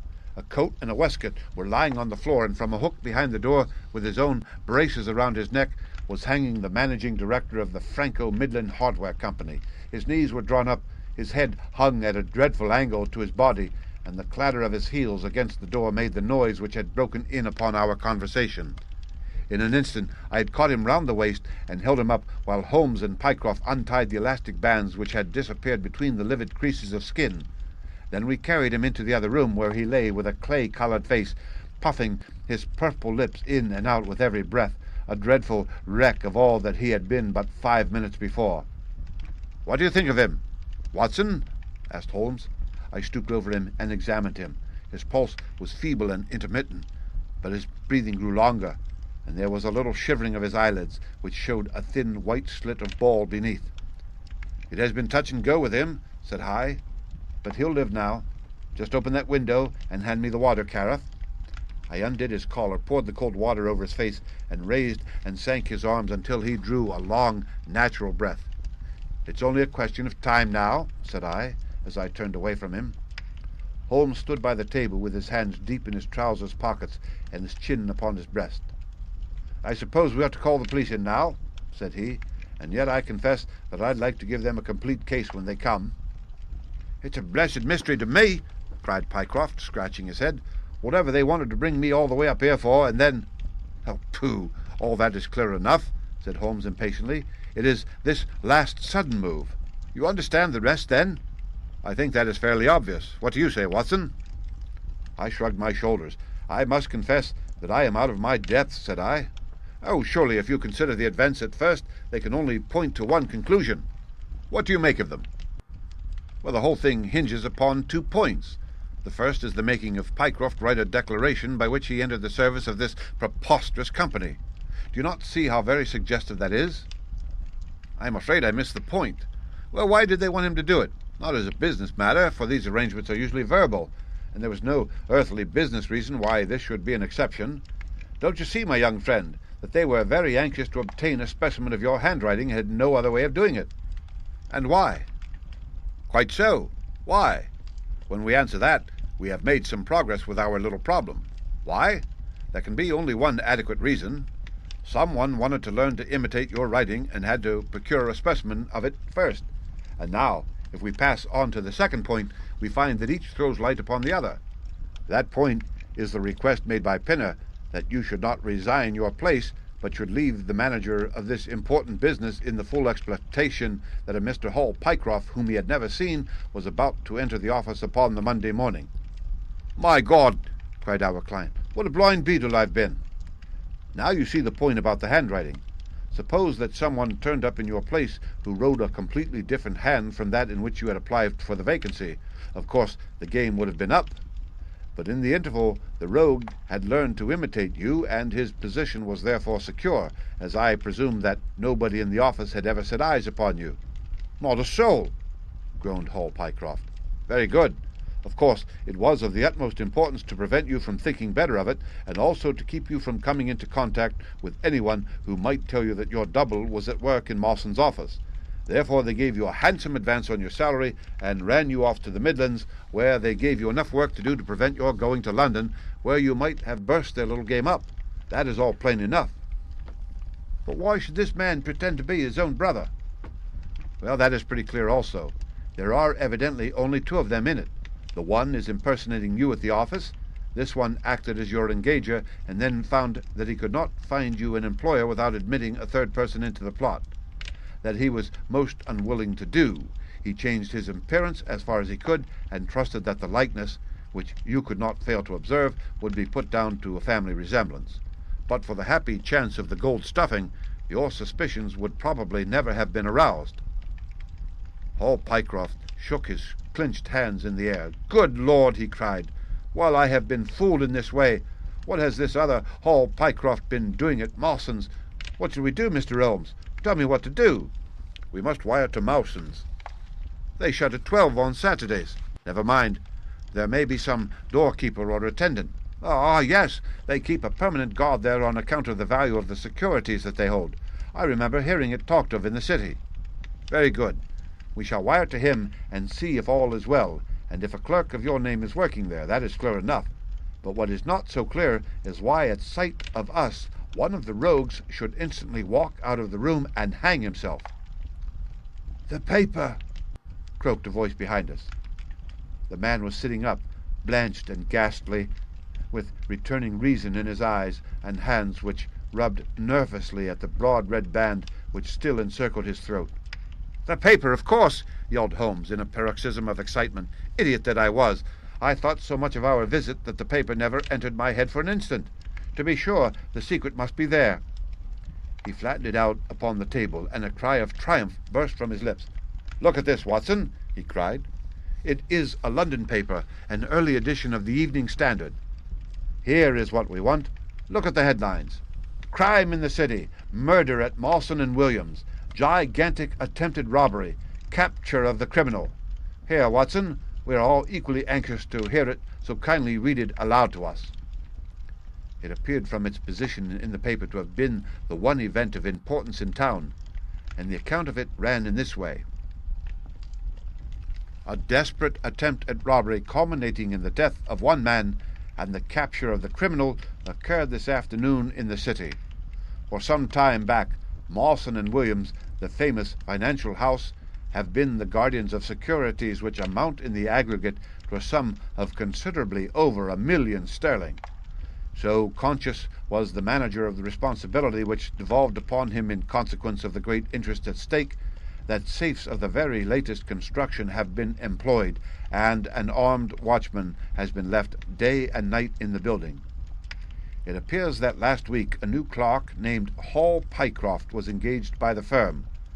This person appears to have been none other than Beddington, the famed forger and cracksman, who, with his brother, had only recently emerged from a 5-year spell of penal servitude. By some means which are not yet clear, he succeeded in winning under a false name this official position in the office, which he utilized in order to obtain molding of various locks and a thorough knowledge of the position of the strong room and the safes. It is customary at Mawson's for the clerks to leave at midday on Saturday. Sergeant Tucson of the city police was somewhat surprised, therefore, to see a gentleman with a carpet-bag come down the steps at 20 minutes past 1. His suspicions being aroused, the sergeant followed the man, and with the aid of Constable Pollock succeeded, after a most desperate resistance, in arresting him. It was at once clear that a daring and gigantic robbery had been committed. Nearly £100,000 worth of American railway bonds, with a large amount of scrip in mines and other companies, was discovered in the bag. On examining the premises, the body of the unfortunate watchman was found doubled up and thrust into the largest of the safes, where it would not have been discovered until Monday morning had it not been for the prompt action of Sergeant Tucson. The man's skull had been shattered by a blow from a poker delivered from behind. There could be no doubt that Beddington had obtained entrance by pretending that he had left something behind him, and having murdered the watchman, rapidly rifled the large safe and then made off with his booty. His brother, who usually works with him, has not appeared in this job as far as can at present be ascertained, although the police are making energetic inquiries as to his whereabouts. "Well, we may save the police some little trouble in that direction," said Holmes, glancing at the haggard feature huddled up on the window. "Human nature is a strange mixture, Watson. You see that even a villain and murderer can inspire such affection that his brother turns to suicide when he learns that his neck is forfeited. However, we have no choice as to our action. The doctor and I will remain on guard, Mr. Pycroft, if you will have the kindness to step out for the police." The end. Read by Rick Kistner for Lit to Go on the web at fcit.usf.edu.